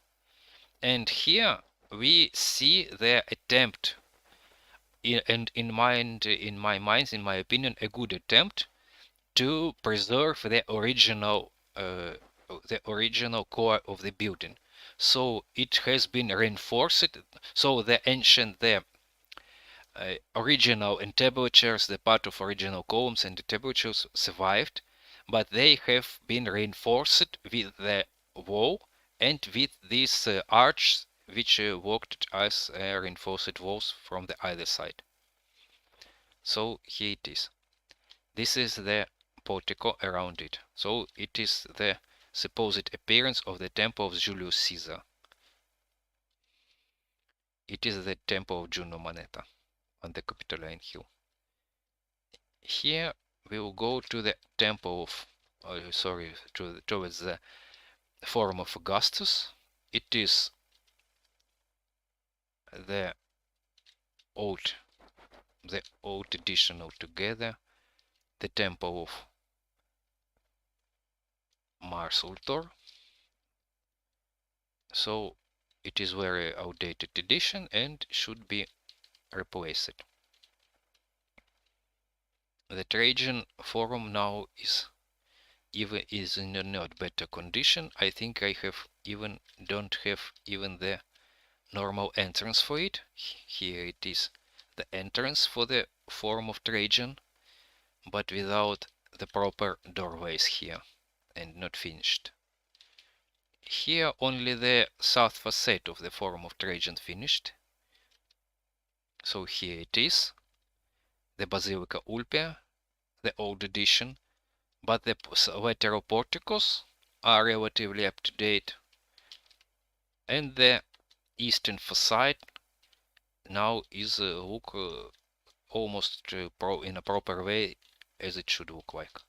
Maybe I have to adjust some colors to make the reliefs more visible. It is very dark, and but the main appearance now is up to date. Later I will show the Basilica Ulpia as it should look like. The work with the new edition is already in progress, and I hope in coming months I will release the new edition for the Basilica. Here we will go through, I think, through the walls up again towards the more prepared part of Forum. Here it is the internal courtyard with the Trajan column. So here it is, also relatively up-to-date model. Just the reliefs here in this file are resized in order to get better performance. But in a game engine they will be in a full quality. And you can see it in a full quality in our videos as well. There are several videos dedicated to the Trajan columns, either on YouTube or on Instagram. In fact, it was one of my biggest projects, and I have spent several months, almost a year, to paint and reconstruct in Photoshop every scene of the Trajan relief. And now I know almost everything about the Dacian wall, because I had to read a lot about it, this war and the history of this war, in order to understand what I am reconstructing. Also, there was a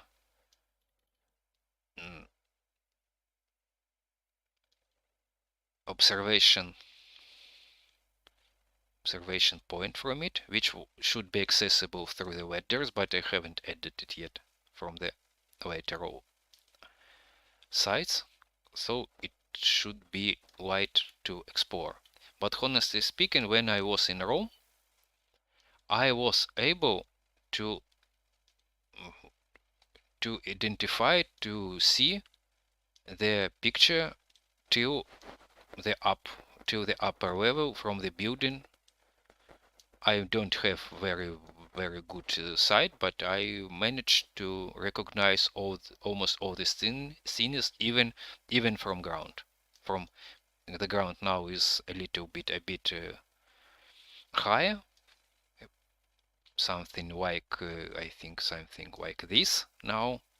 Yes, and I stood here, and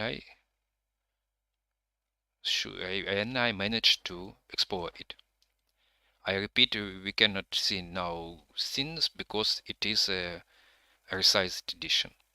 But I think when this observation point was available for visitors in ancient time, it was even easier to explore any scene till the upper level of the column. I remind you, not in a way, if you don't know, this is the respectful story about the two Dacian wolves and the capture of the Dacia by the Emperor Trajan. Here, if we go forward towards the north, we go to the most controversial part of the Trajan Forum, because there is no consensus in the scholarship between the scholars, between the scientists, whether what was here. According to the more traditional version, there were the big temple of divine Trajan and Plotina, the wife of Trajan, which has been dedicated to them after their death by the Emperor Hadrian. So when they were deified, then we were deities. According to another tradition, another version, there were not any temple at all, and there was only the monumental entrance using these same columns, because the fragments of these shafts definitely existed. They have been found. Some of them are visible. Some of them are beneath their nearby buildings, for example, Palazzo Valentini, and they have been identified in some substructures of the modern buildings. as for me, as you see, I supporting the first version, and I now accepted the version of the Heka style facade, so 6 columns in front, and I'm accepting this version as the most convincing and balanced for now, according with the data, according with the coins representations, according with the concept of the building, and according with the recent excavation which has been carried out during the last 20 years. Now I will check again the comments and we'll go towards our point, the Pantheon.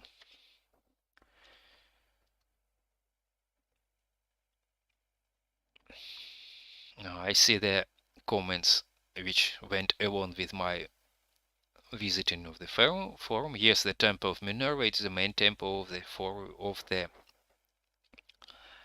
forum of Nerva. And you here started of Domitian. Yes, you're just repeating my comments about it.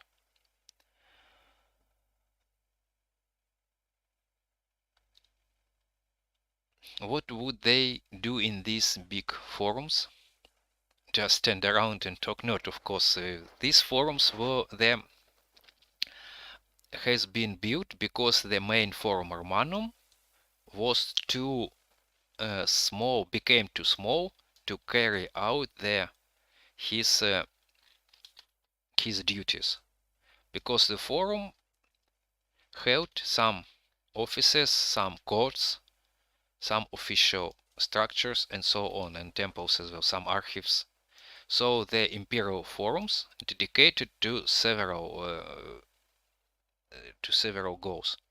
They held libraries, they held places for courts, they held places for official performances, for dedications to the adoption of some magistrates. They held military trophy. They held treasures of ancient art, and so on. I think in future, I will create a series of posts and a series of YouTube videos when I will explain the purpose of each forum in more detail. But the common thing that I have to say that they bear the more official status than the Forum Romanum, and in their usual broad trading was prohibited here. Only some dedicated, only some official approved trading, for example, when some emperor traded out his goods for some charity and so on. But common trading was prohibited here. Okay, let's proceed with comments.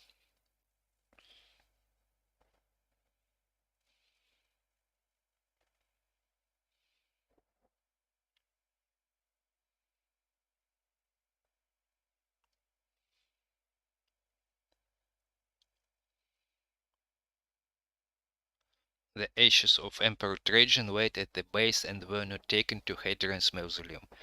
Yes, it is the traditional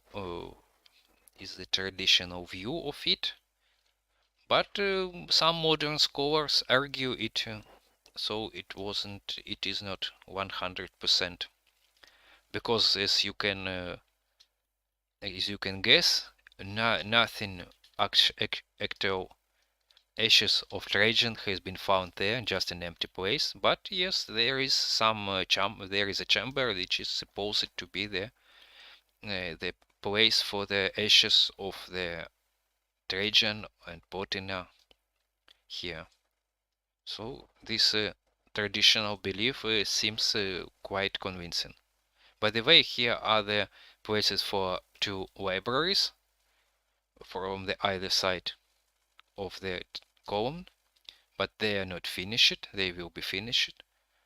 There are also some some propositions from the modern scholars that maybe these were not libraries. So it is also the example that we haven't 100% 100% proven concept for it. So there is also a bunch of versions how this should look like, whether it a library or not. But personally, I think that this was the version that these were indeed the libraries, quite convincing. Okay, let's proceed with the rest of the comments.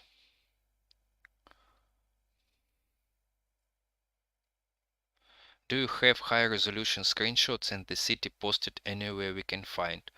First of all, you can see some more. I'm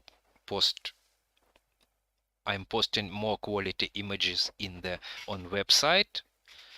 So for some on Facebook group, but of course they resize it to a certain degree.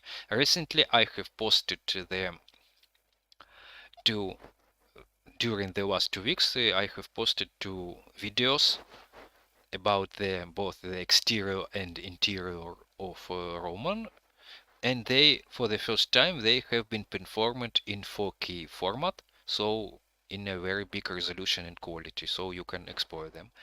As for more high quality images, I'm thinking about it. I'm thinking of concept how I should share them. I think I will share more of the very high quality images for my patrons on Patreon.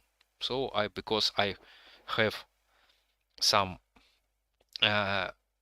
guys in some members in Patreon recently unsubscribed me from Patreon, and they explained their reasons that the history in 3D was not so active as they expected. So they think that I'm not, during these years, I'm not very active in my reconstruction of Rome. So I think I will, for those who remains my patrons, I will present more content if they want. So let's proceed. Can you show the Mass Ultra Temple? I have already shown it. You can roll back the stream for 10 minutes. It is outdated edition, so you can see just exterior. Okay, that's it for questions for now, and we will go towards the Campus Martius, towards the Pantheon. I think I haven't added the exit here, but it should definitely be somewhere in the retaining walls, so I will exit somewhere here through the wall again. Here I haven't implemented it yet, but maybe you know that the famous ancient Athenaeum built by the Emperor Hadrian was here, and some remaining foundations of it still visible in the Piazza Venezia.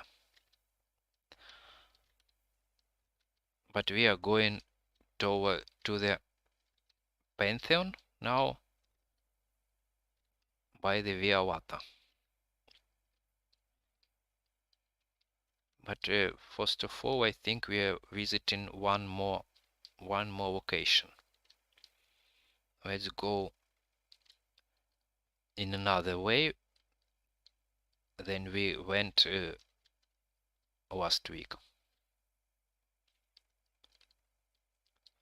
Now we are going around the Capitoline Hill. Also of some unfinished stuff are visible here.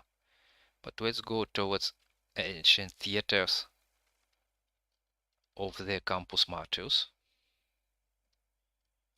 So now we are going towards the building which is known now as the Crypta Balbi. There is even a dedicated museum for it. And this is it. This is the rear wall of the Theatre of Balbus, one of the first theaters of Rome. It was not so big as the theater of Marcellus or theater of Pompey, but it was rather big. It is the rear wall of it. Here is, by the way, the rear facade of the portico of Octavia, but it is not finished, and I will not shown. It is very outdated edition, and it should be replaced. Here we reached the edge of our model. Of course, this area should be populated with buildings, but now we see the theater standing just in an empty place. It is the Theatre of Balbus, and I will just go inside and show you the Crypta Balbi, because it is also the kind of interior. Here is unfinished but rather good looking scene of the theater. It is in a good condition. It is rather precisely modeled. By the way, it is modeled also by Sergei. And the only thing should be for now added here. It is just the colors of the scanner fronts, the marble coloring, and maybe some colors here also for the upper portico as well. Maybe renewing some textures, but the structure is correct here. It is one of the most correct models in the project for now. But we will go behind the building, and we will go towards the Crypta Balbi. So it was a portico around the courtyard. That's how the Crypta Balbi looked at the ancient times. Also, it should be painted. I will add some paints to outline some columns and aperture features. It is just the artifact of the ground. Here the doors are opened. It is the entrance to the ancient toilet. Here it was. When somebody telling me that the Rome was filled of dirty, was very filled of some garbage and so on, I have to remind you that the ancient toilets was all around the Rome. They were presented in almost any big theater, in many porticos, on markets, in palaces, in forums, and so on and so on and so on. Maybe they were even more than in modern Rome, even in this way. So I really believe, according with my scholarship, that the ancient Rome was a really clean city. Maybe not in terms in our how we can how we can imagine it, but according to the standards of ancient times, it was a relatively clean city. And personally, I don't like this myth when the people represent Rome as some dirty hole with the dirty buildings and so on, with the slums. I think this myth is widely popularized by some not very responsible bloggers and so on. In fact, I don't even know the sources of such myth, because only what we have just some satyrs where some negative features of Rome are intentionally exaggerated, but the actual data doesn't confirm that. So it is the Theatre of Balbus, and we will go outside. And maybe the other reason when people tell that the Rome was dirty, maybe they confuse it with the medieval or even modern state of the city. who knows. Here is not finished area, it is so-called Largo Argentina. Here we can see the dome of the round hall of the Bath of Agrippa, but I came it intentionally because I will show the interior, which I haven't mentioned, but I will show it because I have shown it on the previous time. You see, there are some levitating temples, so it should be arranged, still should be arranged. But I will, returning to my point, I will show you the location which I have shown you previous time, but it was not finished, and now I have updated it. It is the place where the Julius Caesar was assassinated. It is the Curia of Pompey. And in general, we followed the road which could be the path of the Julius Caesar on its final day he was leaving. So it came here also from this side of the city. Here we will entrance to the area of the theater of Pompey, and the Curia of Pompey was the part of its area. Here also was the toilet. It is not finished, but you can see also.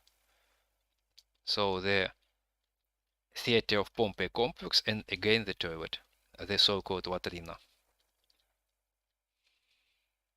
Here are the back walls of the Curia and the porticos of Pompey. Here we'll go inside. Not finish it, also partially finished. Some parts of in a good condition, some of not. So it is the internal portico of the theater of Pompey. Supposedly Caesar went inside here. Here we can see the internal courtyard and the perspective, the rear side of the theater of Pompey and the portico. And here we go along some niches. Here Caesar approached to the Curia.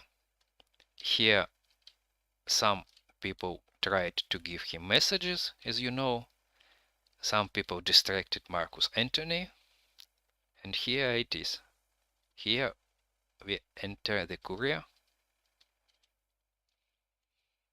How it could look like at that time. So it was two-storied buildings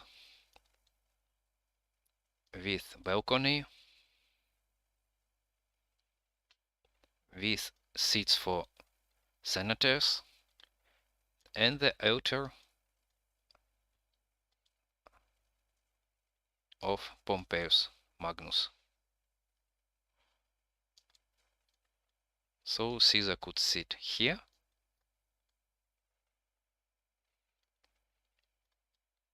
And here he was assassinated by the people he considered his friends.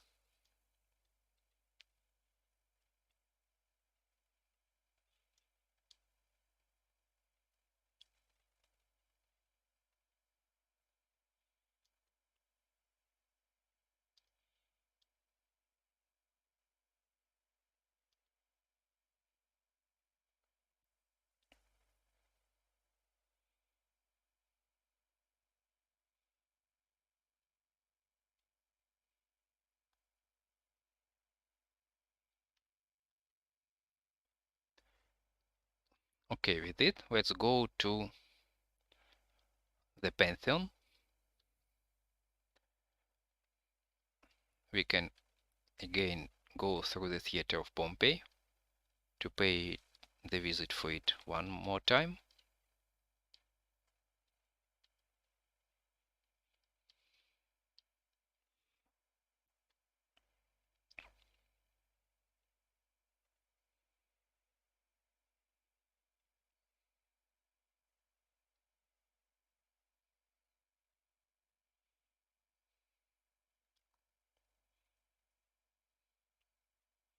So it is the rear facade. It was supposedly the arch dedicated to the victories of Pompey. Also should be finished, and some sculptures added. Here we will go to the lateral hall of the theater. I can again show you the current state of the theater of Pompey, not finished. You can see the theater of Balbus looked better. So it is still poorly textured. So the structure is correct, but many textures should be added, and even staircases should be added still. Let's go outside. We'll turn around the theater of Pompey and reach the Pantheon.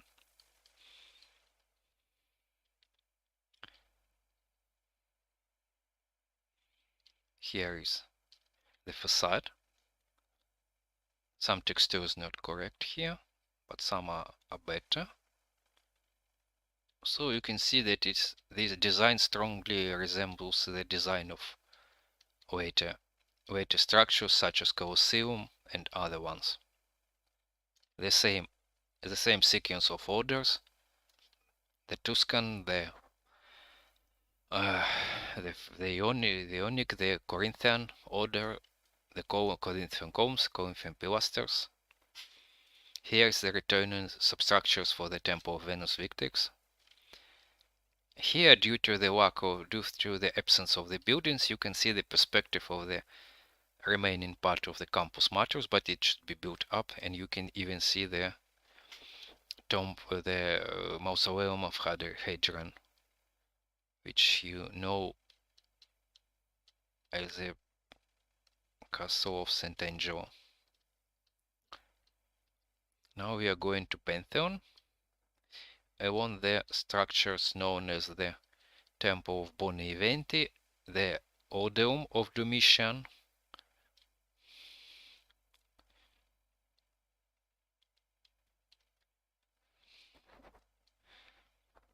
this is the Odeum of Domitian, also roughly finished. The entrance to the complex of Boni Eventi, the temple. I have shown it with more detail previously. Now we are going to the north, passing the Odeum of Domitian, and this is the Stadium of Domitian. We have a look of it previously. The temple of Nero, and later rededicated and rebuilt as the, so not the temple, the bath of Nero, rebuilt by the emperors Alexander Severus and named after him as Thermae Alexandriani. And then here you can see the Pantheon already, but let's go from the north part of it, because the entrance to the portico and to the Pantheon was from the north side. Here you can see the northern facade of the temple bath of Alexander Severus, also should be finished.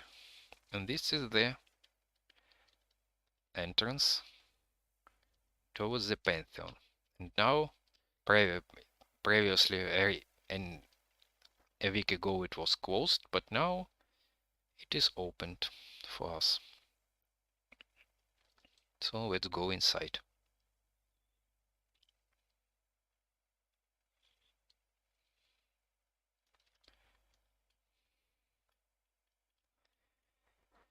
The current interior of Pantheon was also made by Sergei, by the member of our team.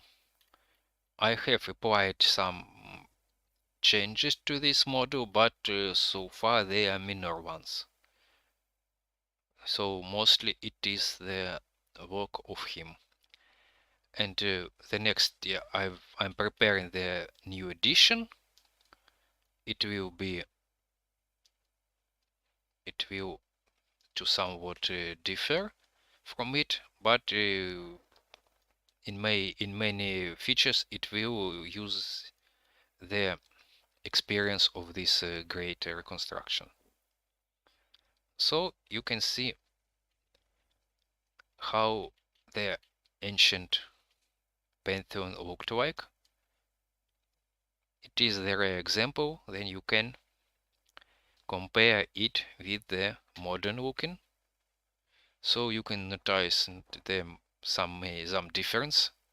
The first of all, it is the sculptures which were here. The main architectural difference is the second tier is the of when which have been completely redesigned in the Renaissance time, and only a part of it has been recently, about several decades years ago, have been reconstructed. So it was a row of these minor pilasters. And of course the dome, which now is just a white concrete dome, supposedly buried the plaster with the stucco with the ornaments in the similar way as the,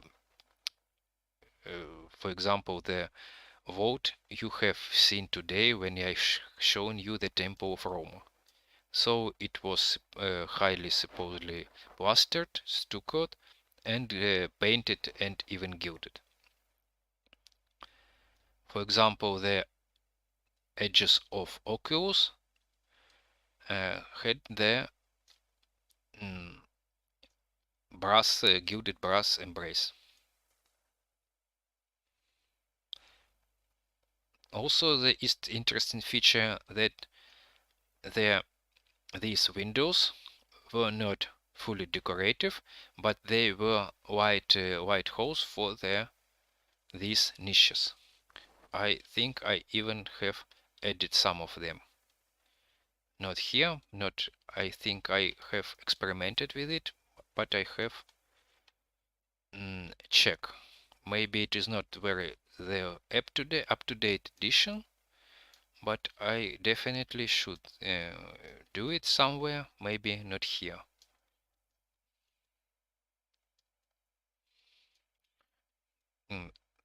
No, I will maybe show it in the later editions, but the idea that the ceiling was not here, it was maybe here. Yeah, I think I added it, but I didn't, I haven't removed the bottom. So the idea, it was the ceiling was higher and the light here passed through the window in order to make it more enlightened, more lit. So that's it. So that's it for interiors in this model. So what have we do now? I will check the comments remaining. You feel free to send me your questions and request what you want still to see. I will follow it for now. When we will finish with it, I will, as I promised it, open the project of the Temple of Peace separately and show you the remaining interior of the Temple of Peace, including the Goddess of Peace and the marble plan of Rome. And for now, I will check the chat. So let's see. Do we have something new? Looks like not very much.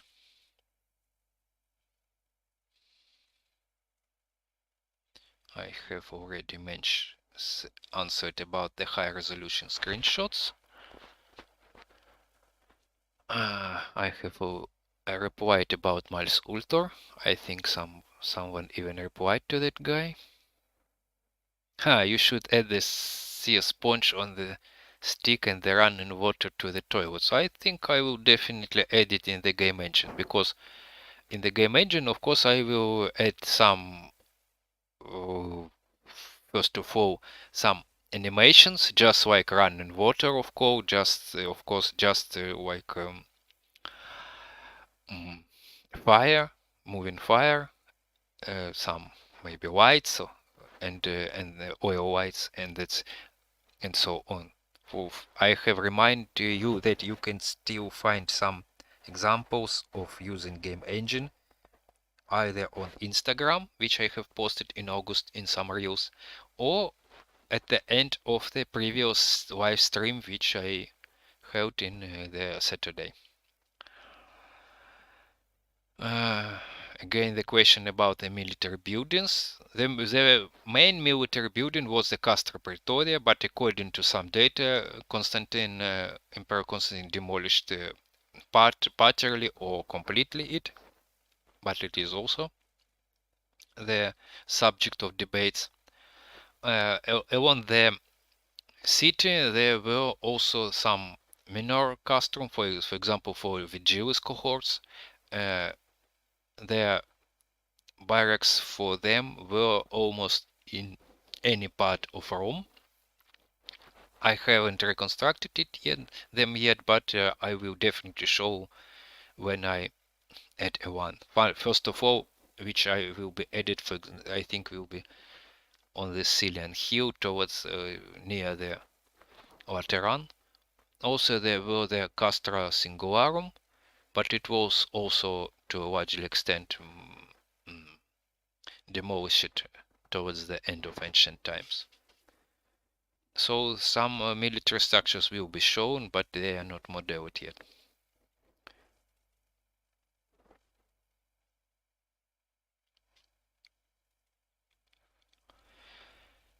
Okay, so about the military buildings.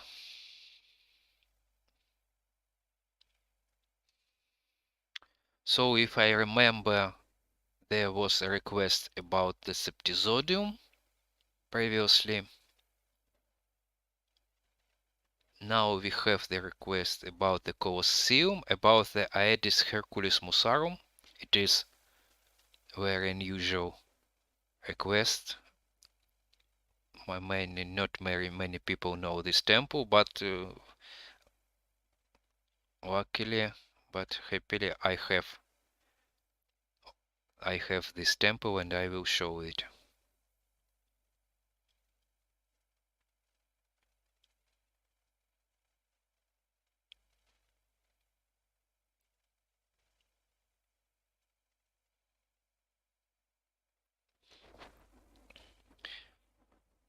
People saying about the Rome at night and the Forum at night.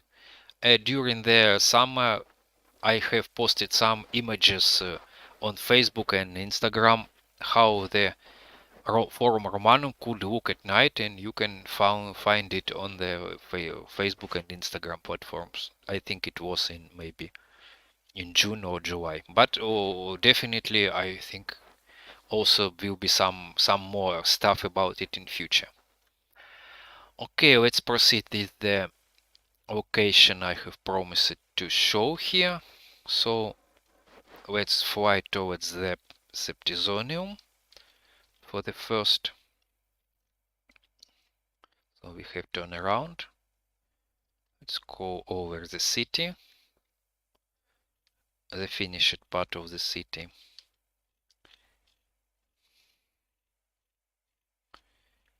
So we are flying above the Circus Maximus.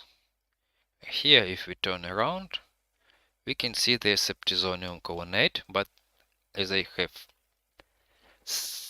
already mentioned, it is not finished because it also should be an Nymphaeum. The water basin should be here. The richly decorated and complicated sculpture groups should be here. Some sea creatures, some sea gods as Neptune, as Nereids, as nymphs, and not only river gods, not only sea gods, but nymphs as well. As you know, nymphs are quite universal. God deities. And of course the rest of the building should be decorated with marbles, and the entablatures should be better presented in a better way, not in this. So there is still a lot of work to be done with the Septizodium, but you can catch the imagination of it here. Here the part of the Circus Maximus, the Via Appia, the perspective of the Porta Capena, and here you can even see the perspective of the Arch of Constantine and the Colossus. And if we turn here, even the parts of Colosseum. It was the Via Fabrici, so it's called in ancient times. And this facade was built under the Emperor Septimius Severus and concealed the structures of the Palatine palaces, not finished, but in a main parts already completed. Should be decorated, should be textured properly, but and this park should be properly decorated. I think it will be a splendid part of the model when it is finished. Okay, let's proceed with your requests. If you have more. I had this Temple of Hercules Musarum. Okay, we have to go towards the so-called Circus Flaminius. It is not finished, so you can see only the eastern part of the circus. It was the empty part surrounded with the famous buildings. This is the Portico of Octavia, the Theatre of Martius, and this is the Temple of Hercules Musarum, created by the Sergei as well. Let's enter it in a proper way from the ground.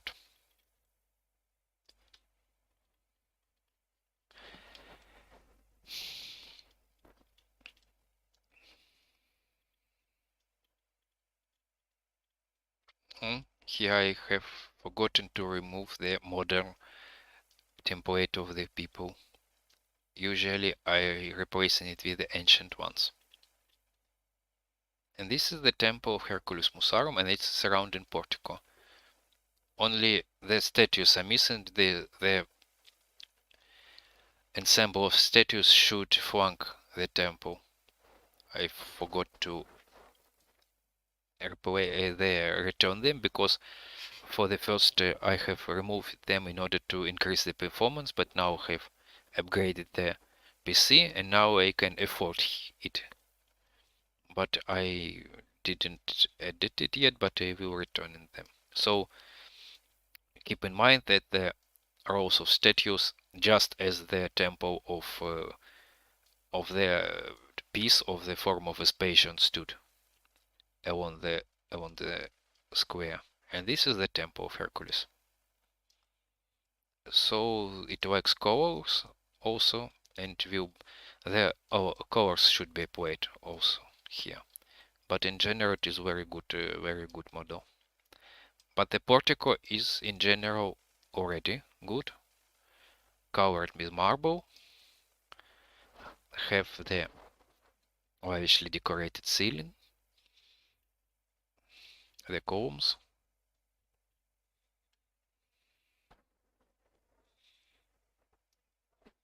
So it is the common way how the ancient Roman porticos usually looked like.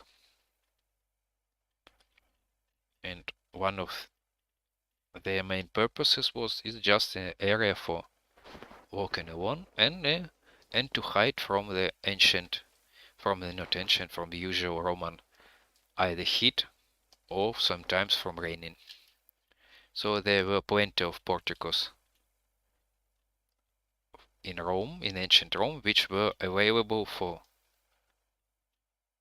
all citizens, for all inhabitants of city. So the places, the covered places in Rome may be even more available then than now, in order where to cover from sun and raining. This is the theater of Marcellus. Let's turn sun around in order to have the imagination how it looked like. In general, this view is rather correct because this square was really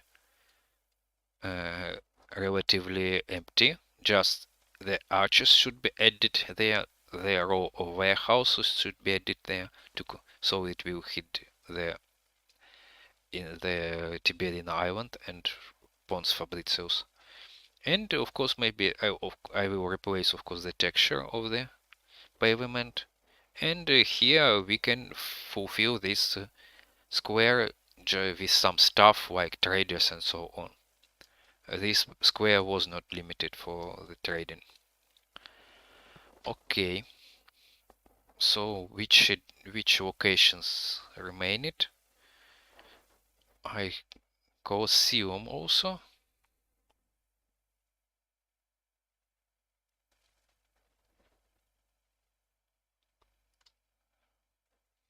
So looks like that's it. Colosseum, and that's it.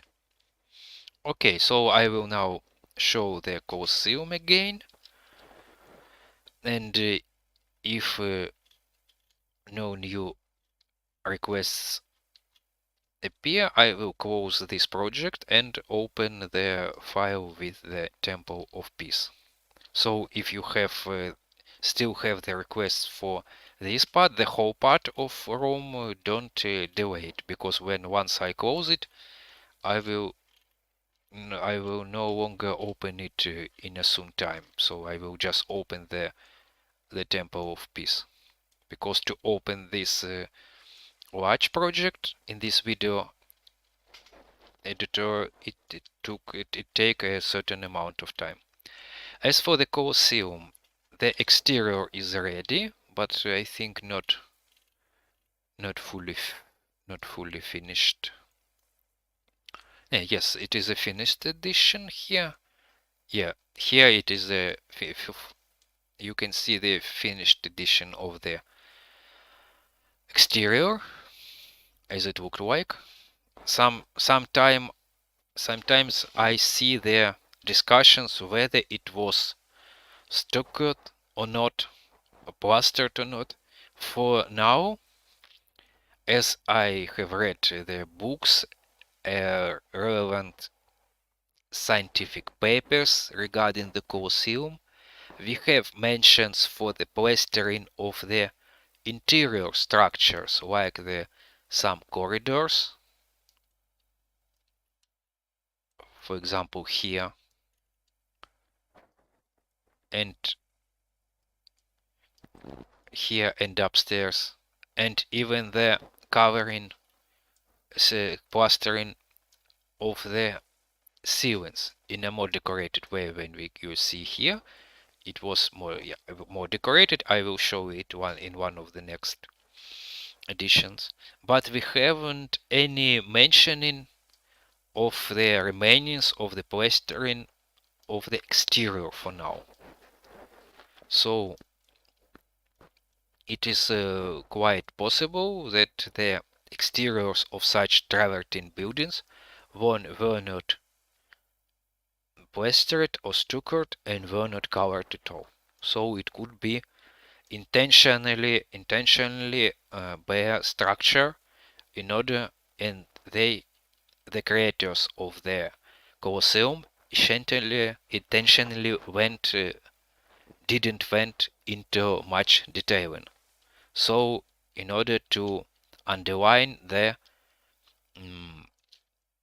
it is not the palace, that it is not the temple, but it is some kind of the structure for the all citizens of Rome, which bears some entertainment, maybe some functions which are available for any peoples. So some kind of popular or people architecture. So as for interior, as for arena, it is not finished. It is an old edition.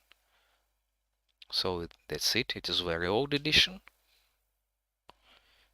But I'm already working with the new arena. It will differ a lot from it because it was really richly decorated. For example, this wall with the niches for statues, and this portico was richly decorated, even with marbles and so on.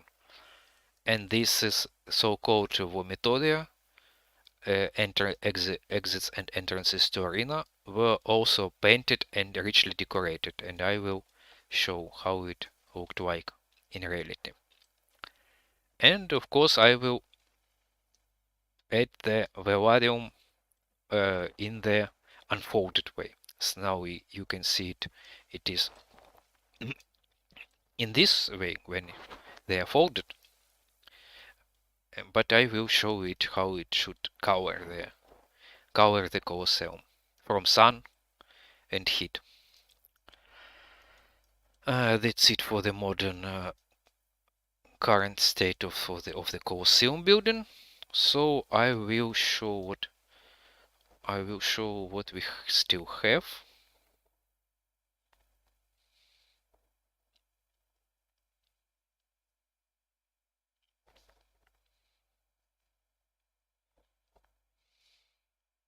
I'm checking the comments.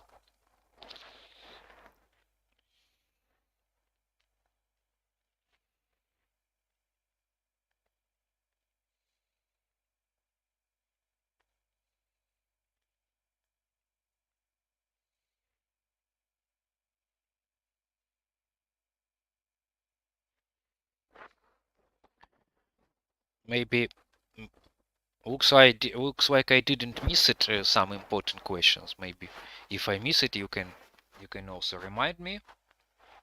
Thank you for reminding about the Temple of Apollo.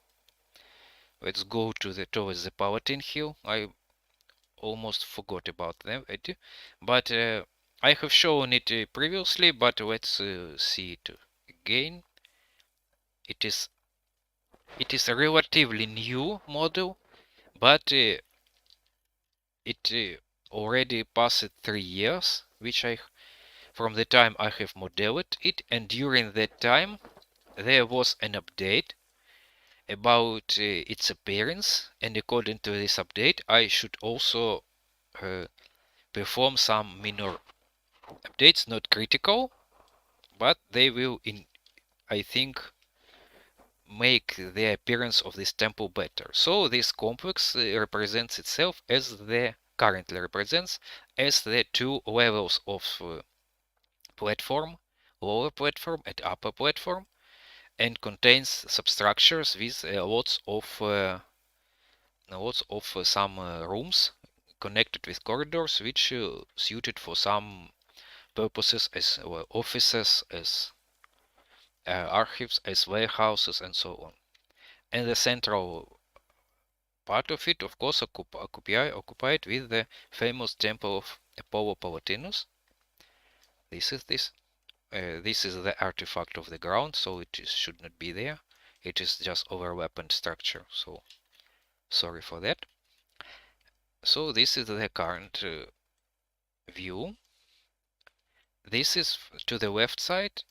It is the reconstruction of the supposedly so-called Domus Privata Augusti. So this is how the house of Augustus could possibly look like. And now we have the remaining structures of this palace, of this house. They are on the Palatine Hill, excavations and exhibitions, but so-called Domus Livia, Domus Augusti, but they belong to the underground levels, and what is remaining for this structure is just foundation of it. So it is very tentative reconstruction, according with along with the architectural or archaeological data. Sorry, the data from coins and even from narrative sources has been used to reconstruct it. As for the temple of Apollo, this reconstruction is a little bit more reliable because we have the foundation of the temple relatively good preserved, and the fragments of columns, of shafts, of entablatures, which allows us to reconstruct the proportions of the temple. But the most important thing, it is the investigations which has been carried out recently in last 10-15 years, when the traces of coloring has been detected in the remains of entablature of the door framing, and they revealed a lot of yellow, of orange colors, and even the gilding. In general, this my reconstruction represent the state, the conclusions of that investigations, but I will have to adjust some colors in order to some recent investigations, as I have said.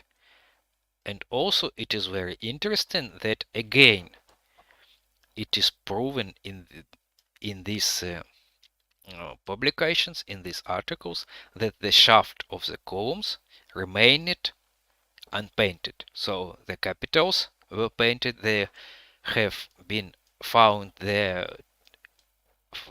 traces of gilding and the green in the leaves, in the volutes, but not any traces of painting on the shaft of the columns. So this is about the temple of Apollo. For now, okay, so what is remaining in the requests? I will now show it again. I check it again. So have you modeled the temple of Serapis on the query now? Let's go to it. Just the rough outline of it, as I told on the previous stream. It is the rough outline, the first edition. Here it is. Currently I'm working with the new one. I have already finished the lateral porticos. They should be very beautiful because they have a lot of splendid niches here.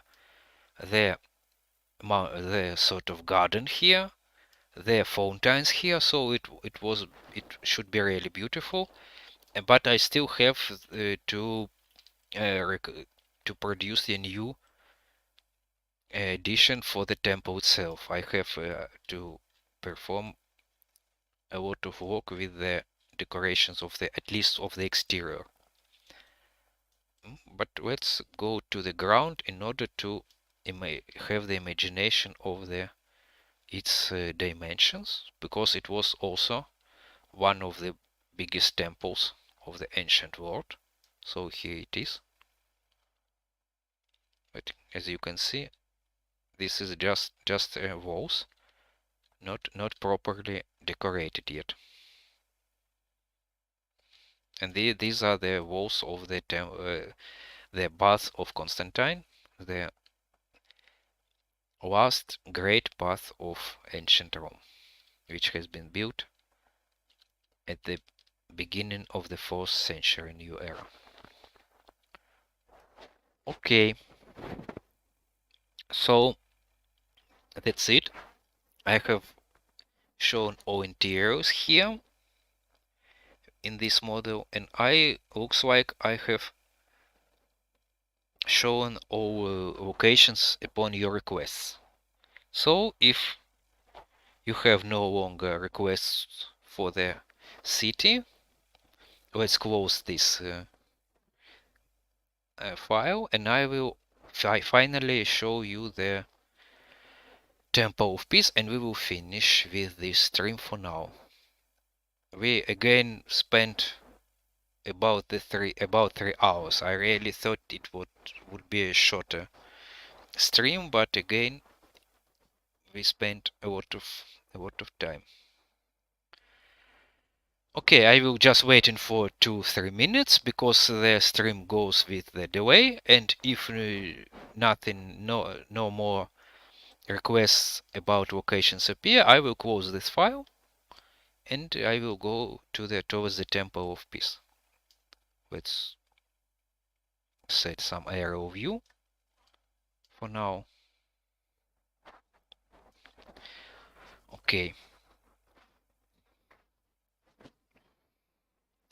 The question, what you consider your best up-to-date reconstruction of ancient Rome? As I mentioned already, it is the temple, it is the Basilica of Maxentius, yes, because it is has been among my finished models. It is the most up-to-date. I have done it.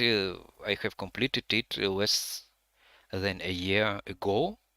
I have, as you've seen, some newer updates, but they are still partial, they are still limited. For example, the updates this year for the Forum of Trajan, but still not finished.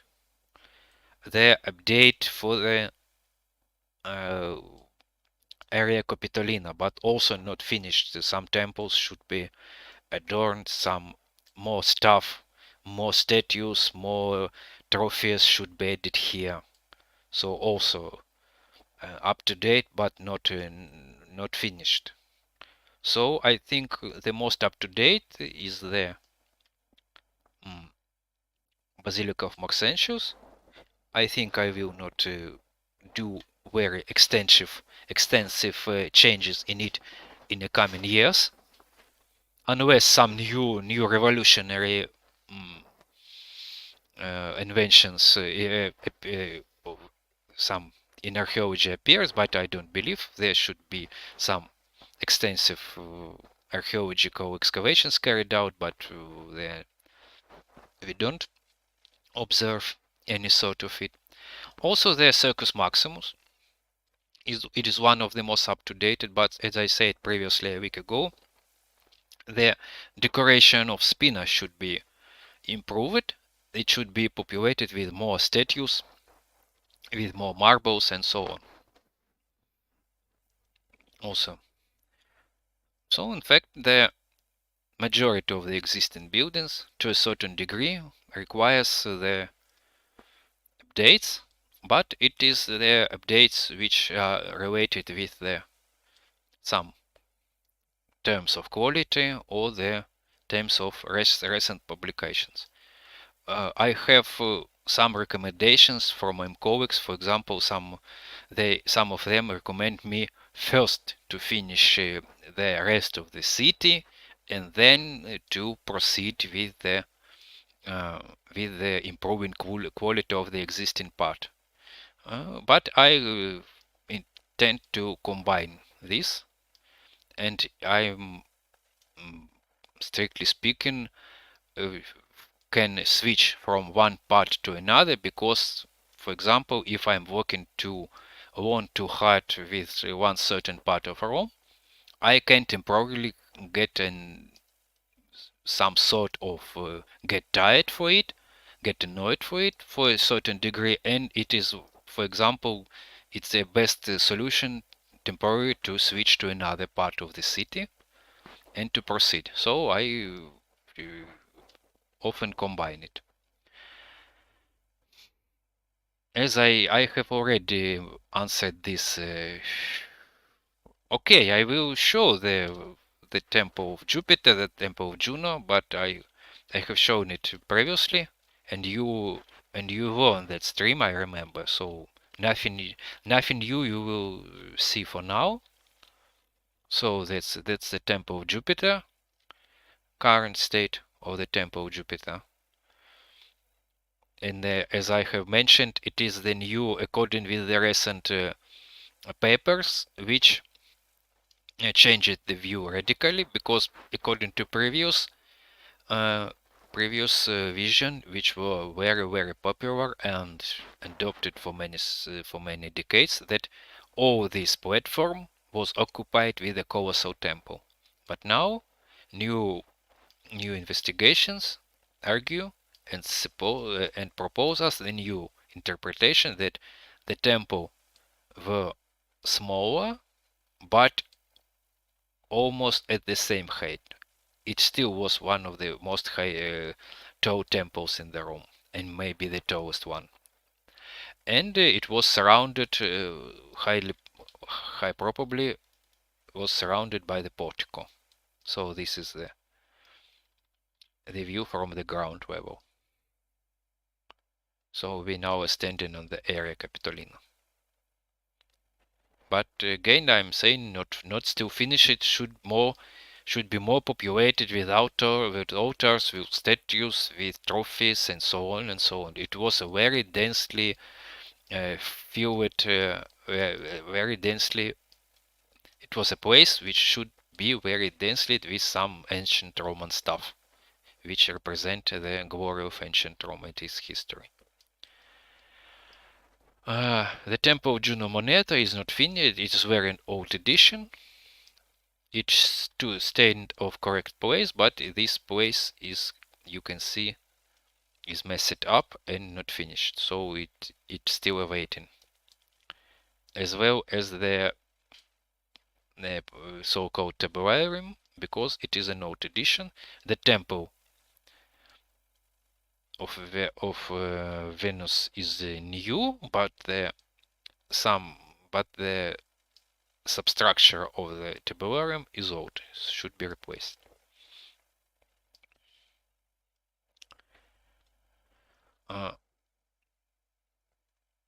So that's it.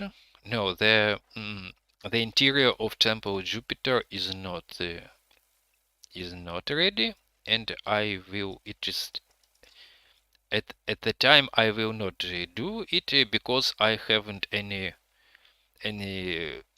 reliable data for it. It is better for me to perform some interiors of temples which are more for which we have more reliable sources. I think it will be more interesting. But maybe, of course, then time passes, I will also create some my version of the interior of the Temple of Jupiter, because of course when the project is finished, it is strange to leave this temple closed. Of course I will shoot show at least something within this temple. But I say it is not in the priority, because in any case it will be a speculation now. It will be just our imagination, how we represent it. So that's it. No more requests, no more questions here. Even the 40 online visitors. So people looks a sort of getting tired. So that's it. So I'm closing this application, and we will go towards the Temple of Peace. So where is it? Here it is. I think, yes. And here we are closing this one. I will now just check in order to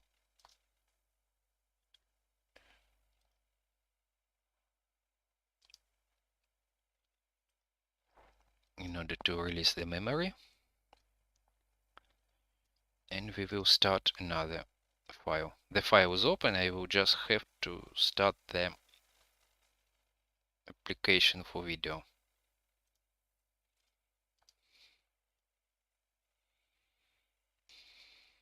Okay.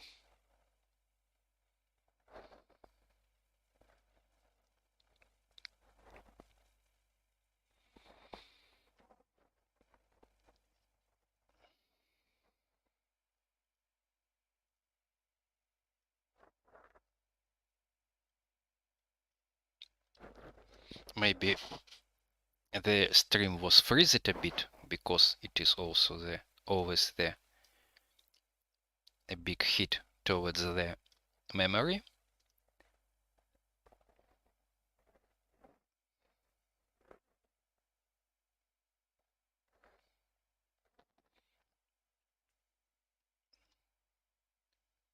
Just please hold for several minutes.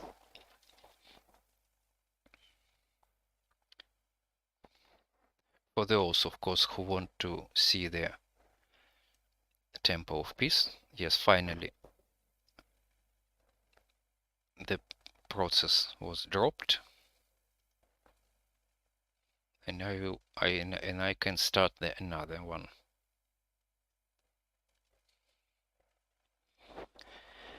It will start I think, relatively fast, so just a couple of minutes.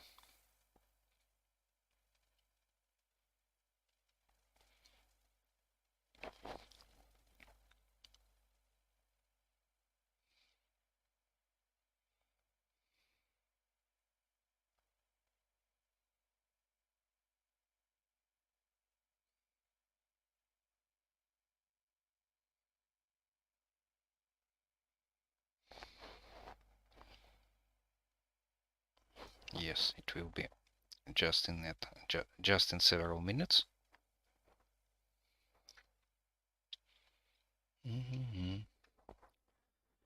I will save during this time whether we have something in the chat. Yeah, there is some interpretations of the location of the Temple of Juno, but the Gismondi interpretation for now looks outdated, and there is a platform above the Forum Romanum, which now is identified as the platform of the Temple of Juno. So we can, with a high probability, place the temple to its proper location and even represent its proper proportion of the temples, and place it to the correct altitude above the sea level.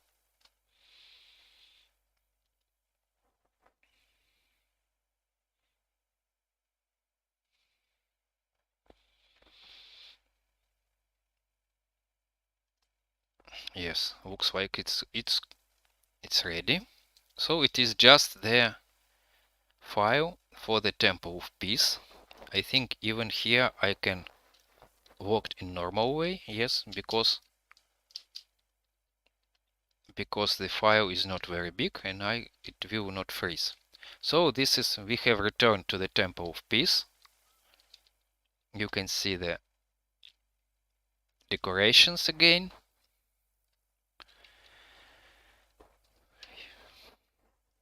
And let's go inside the temple, which is now available.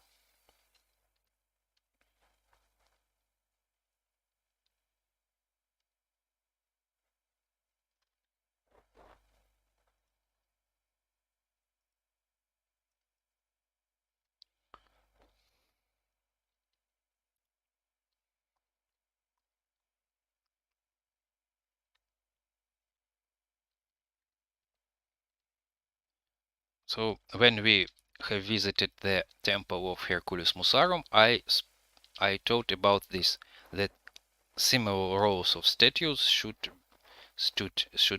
stand there as well, but they were empty. This is supposedly the Bull of Myrrha,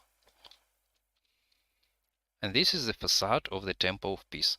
Some huge remains of these columns have been found on the site.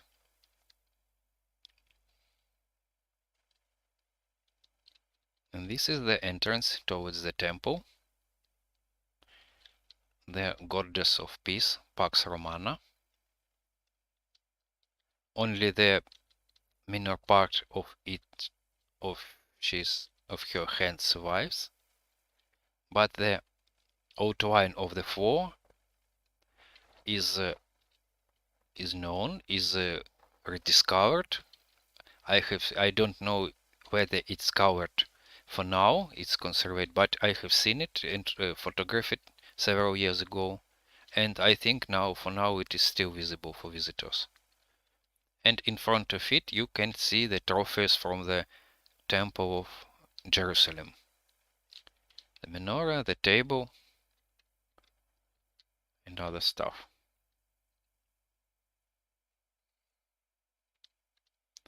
Supposedly these trophies preserved here till the end of ancient time, till the sack of Goths and Vandals, and then they were robbed then, and then their traces disappear. And the last location remaining is the ancient marble plan of Rome. Here it was, in this room. It was on the building, on the wall of the building. This wall still survives. It is the rear wall of the, if I'm not mistaken, of the modern monastery. And there is a garden here now. And this wall still contains the clamp holes of the slabs, of the marble slabs, which one B was attached to that wall.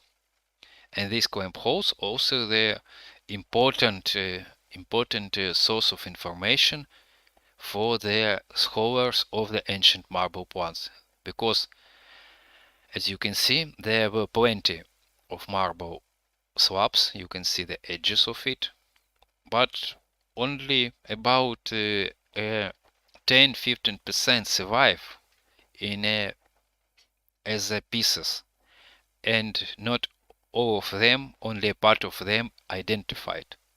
None of these slabs, almost none of the slabs found in its as a whole, undamaged and broken piece. Only the upper part of it, for example, supposedly this one, is founded as the single solid part. By the way, it is the same part where I have shown today the location of so-called Mutatorium Caesaris, where, as I said, the emperors and court could change their carriages, horses, and their stuff. It is the surroundings of the bath of Caracalla. So you can see here that the north is to the left, south is to the east, and west is to the bottom. And here you can see the Campus Martius, the Imperial Forums, the Colosseum, the Circus Maximus, the Palatine Hill. The Circus Flaminius is not correctly shown here because it was not a circus, but the rest is relatively good shown. The mausoleums of Augusta and Hadrian, and of course the Tiber River.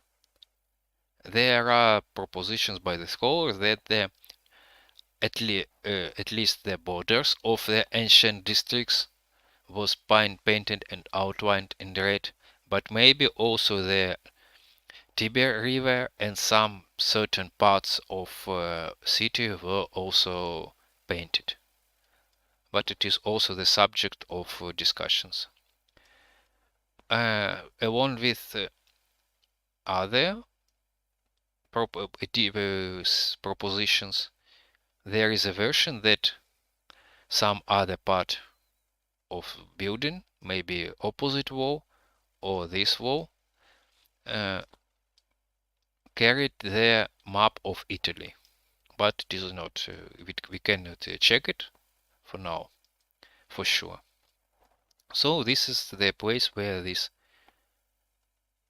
map was located. So I think that's it for today. I have shown the interiors I've planned and even more. I've shown even the Curia of Pompey, which was not the intention goal. And I think I will finish with it for now. If you have not any more questions, I will now going to finish this stream. So we have already 3 hours and 16 minutes. Again, I thank for you all for being for this time. At least 35 people could listen me till the end. This is great. I think I will hold the next stream as I promised it in about a month or 2 months, and I think it will be dedicated towards to the bath of Caracalla and all its interiors.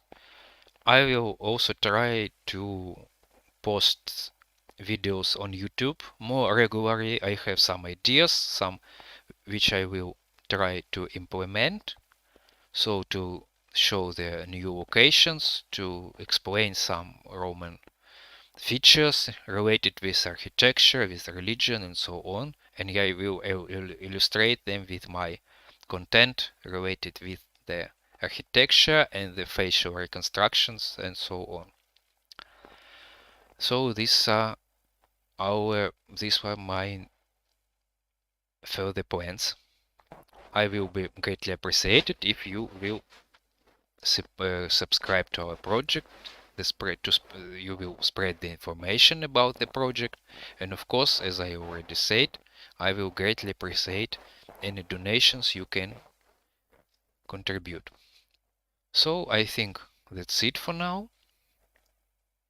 So see you on my next videos and stream. Appreciate all your participation in project, and see you soon. Thank you and goodbye.